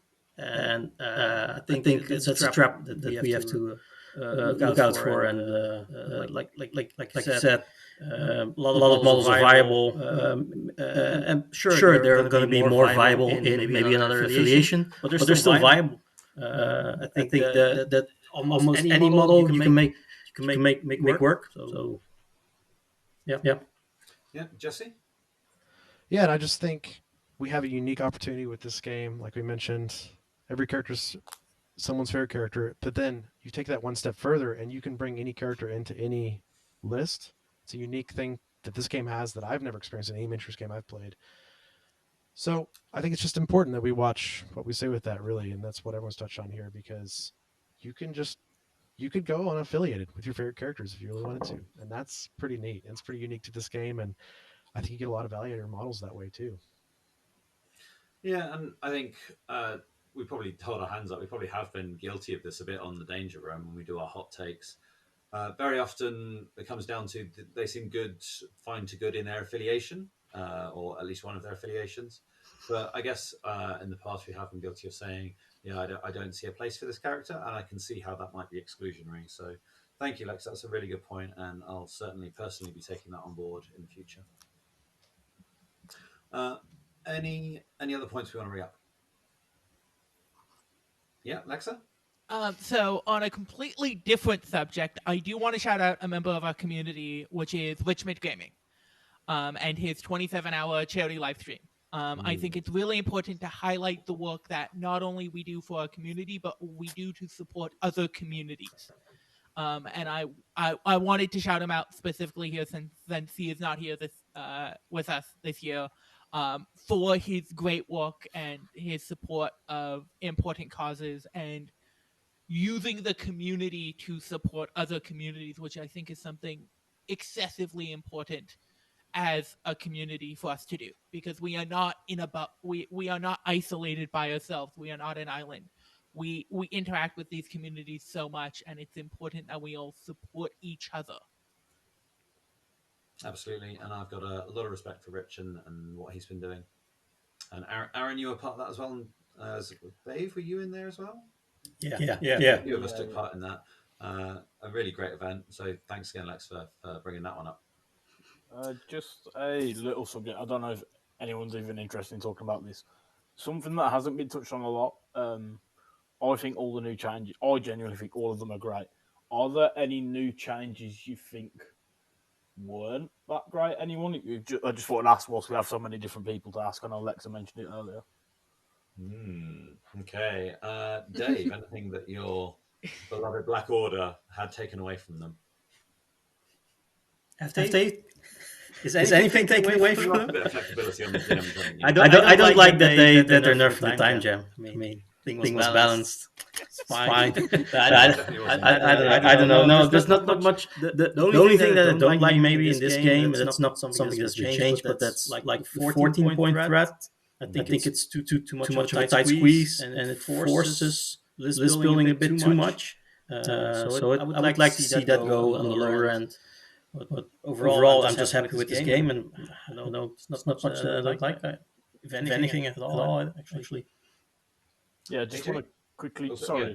just want to quickly say, I didn't bring that up so that anyone. I don't want to. I'm not trying to be critical of the game. I was just genuinely curious. Yeah. Like I said, I think it's great.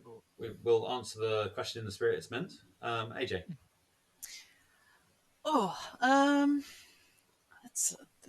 Look, you're never going to love absolutely everything about a game. I've already said before, I really don't like those really feels bad moments where you can do absolutely nothing to counter it.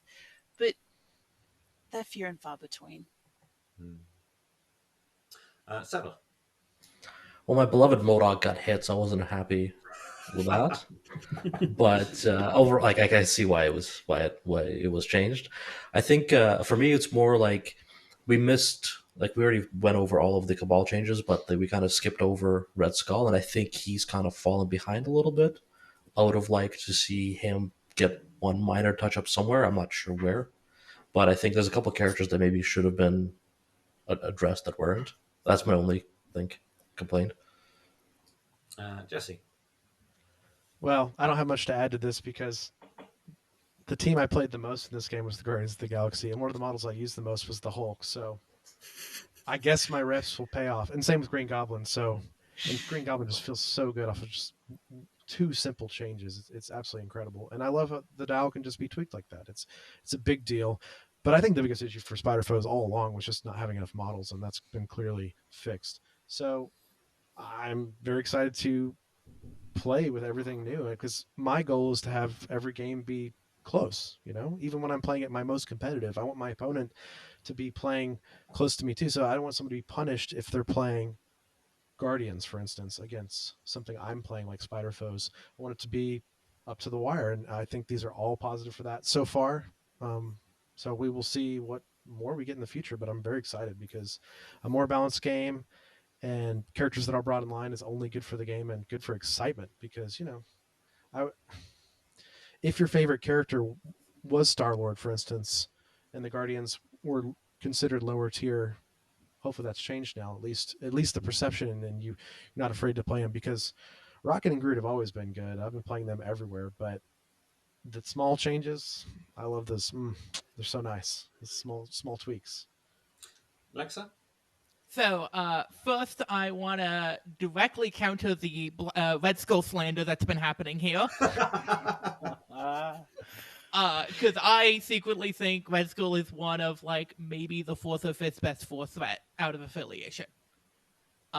Because he has an unsize restricted throw and something unique where he can redirect attacks into other characters that were directed at him rather than a bodyguard. And it allows him to force attacks into characters that you want to get attacked in a really interesting way. The Venom Red Skull combo is so much fun, and I highly recommend people try it out. So I think he just needs I don't think he's been left behind. I think he just has a lot of untapped potential that people haven't talked about. As for the original question, I am actually the one that really kind of irked me, and I knew it was coming from a mile away, was the change to the Guardians of the Galaxy leadership. I liked having an affiliation where a tactics card was a cost, because it allowed me as a list builder to play silver bullet cards that may or may not come up in the game. Where if they do come up, they are win the game good, but if they don't come up, you aren't actively punished for playing it because you can use them for something else. And I think now with that gone, I'm not as likely to play a bunch of cards that I was playing in Guardians. And with the only place that I was playing those cards being Guardians, I feel like it's a little bit of lost potential for room to play those cards. Totally understand that. Dani. I have to agree with AJ. I wouldn't mind seeing less of the there's nothing that you can do about this. You're being punished for playing the game. I'd like to see more of that. And for me personally, as a player, this didn't come up, but the way that they changed the gems and how they're tied to one character, I feel like that really stifles people. Where before it was you could tag it onto whomever. Now with that, it seems like it's a little bit strong arming, and it'll be interesting to see how that affects how many people are taking gems and which characters they're tying them to. I think it's difficult to get that right, isn't it? With the fact that someone like Thanos does, if you don't make him take roster slots anymore, doesn't he just bring all 6 of them? Maybe that's part of the rationale. And when they did take roster slots, that was also stifling list building because it meant there were slots you couldn't. So it's kind of a lose-lose, and maybe this was the least bad option they could come up with. But I totally understand your point. Arun, what about you? Is there any changes that you looking at and you're like, wish they hadn't done that, or I wish they did done that differently? I've just realised I asked this question and didn't really think about it myself. So like I said, I'm really happy with all of the changes. They've said that they're not updating a couple of things that I think maybe need looking at, such as the X-Men, because they did explicitly say in one of the streams that they're not being updated. I don't mean like the entirety of the X-Men, because like I said, I think they're actually really good. I think just Cyclops and Wolverine maybe needed looking at a little bit, just for a little tiny bit of extra oomph, because they're not bad in any way. Already about to leap in, but carry on. I don't think they're bad in any way. Look, I actually think Cyclops is a really nice splash out of affiliation full threat if you've got the space for him. I just think maybe they both need a little something, a little push in the right direction. In terms of the changes that we have seen, the Valkyrie change is interesting because I 110% agree with the throw being free power, sorry. But the flurry on her, I don't know. I feel it needs some kind of balancing, but I think maybe if it was a wild and a hit rather than a wild and a crit, just because it feels quite difficult to get off. But again, a hit's a very common dice roll. Maybe if everyone just got like Corvus had the wild and the shield, that would be a lot more interesting. Add another mechanic to the game. Like I said, I think they've done everything really well. That's just one little thing that gave me a moment of pause and a moment of thought. I know obviously Lex is going to jump on and go ahead, Lexa. Yeah, give a right of reply to Lexa on defending Cyclops and Wolverine. I will 100% defend Cyclops. I think he's a really interesting piece that is a little underutilized. Wolverine, Wolverine is one of the characters that I don't have a shine for, but I still think has a place in the world as he exists. Seva.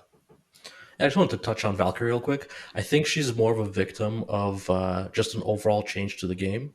They kind of felt like all the other characters that had Flurry kind of got hit with the same crit hit change or crit wild change, and I think it's part of AMG's sort of attempt to make less blowouts happen in the game and make it more of a back and forth experience as opposed to like, hey, one turn goes off, you just get completely blown out, and now you have no way back. And that's all of these changes that we've seen on the cards, on some of the like priority stuff. I think is meant to address that.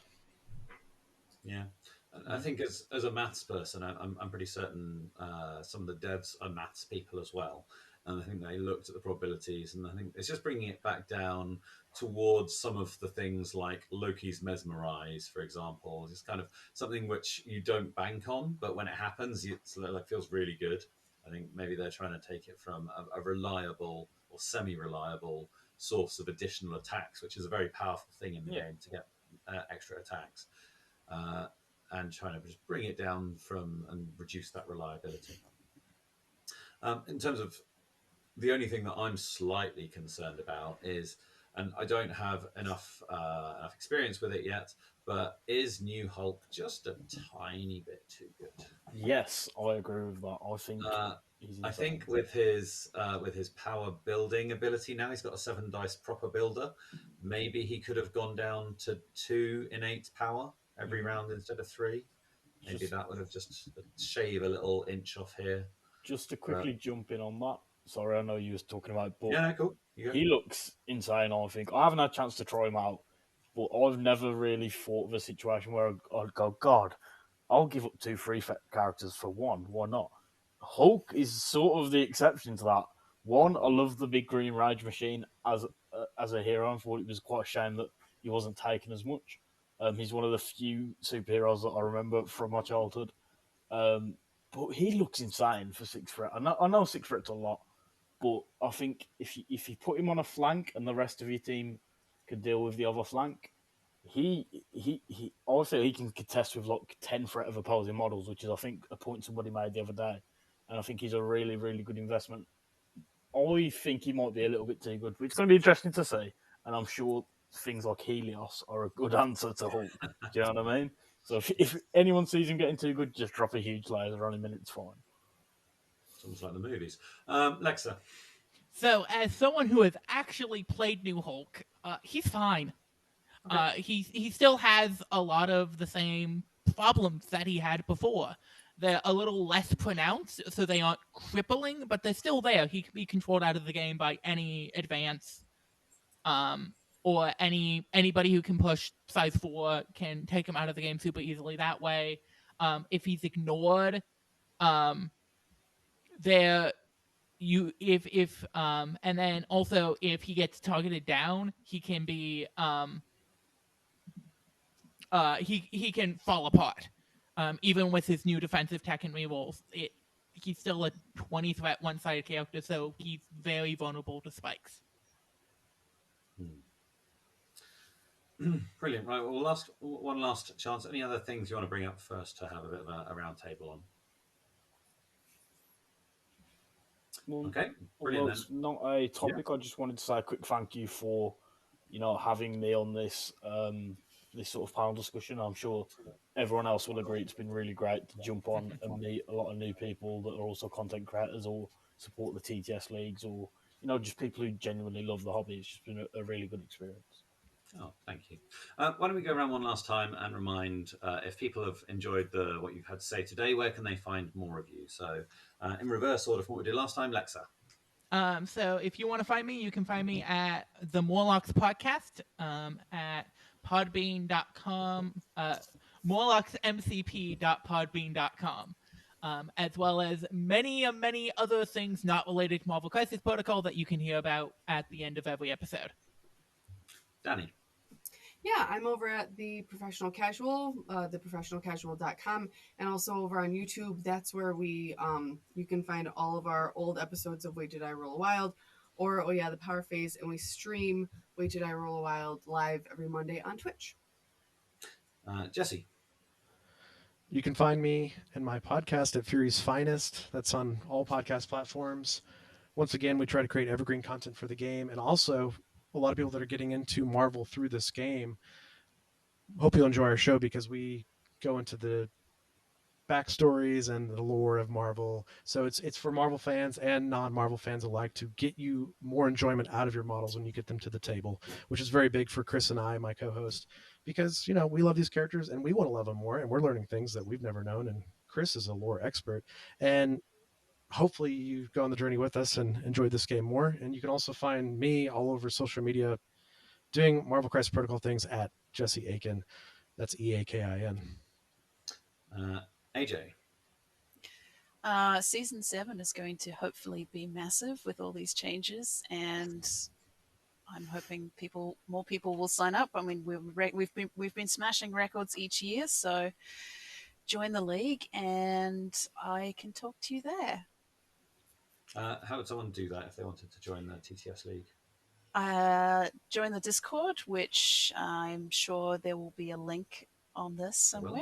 Yep. And then it's all self-explanatory from there, and the admins post all the time. You'll know what's going on at all times. Just follow the links. Seva? You can find me at the Capital Crisis Cast. We do a podcast usually every Tuesday. We focus more on the game aspects, not so much the lore of Marvel, but we try to do do list discussions, discuss the new models and what we think of them, and every now and then do some game reports as well. Dave? You can find me on the various discords for MCP under UtilityCookie. Hit me up if you want to talk tactics or anything MCP related. And you can find my articles on across the Bifrost Nexus. And Arun. Yes, so I have the Web Warrior Protocol site which I run. You can find almost all of my content over there. I have a Facebook page which is Web Warrior Protocols as well, and then on Twitter and Instagram I am the 14th_Legion, which is a nod back to the Death Guard from 30k. So you can find me on all of those, and lately I've been popping up on a bunch of podcasts which I have collected on my site. So if you don't mind my bad accent, you're more than welcome to listen to all of those as well. So yeah, that's where you can find me. Nonsense, you have a charming accent. Yeah. Well, guys, thank you so much for being part of this. We've got the photo bomber in the back there just at the end. I look forward, hopefully, to engaging more with some of you. And next year, we're back, maybe with some of you returning, maybe with an all different Illuminati. We'll have to see how that goes. But thank you so much for your time, guys. Thank you.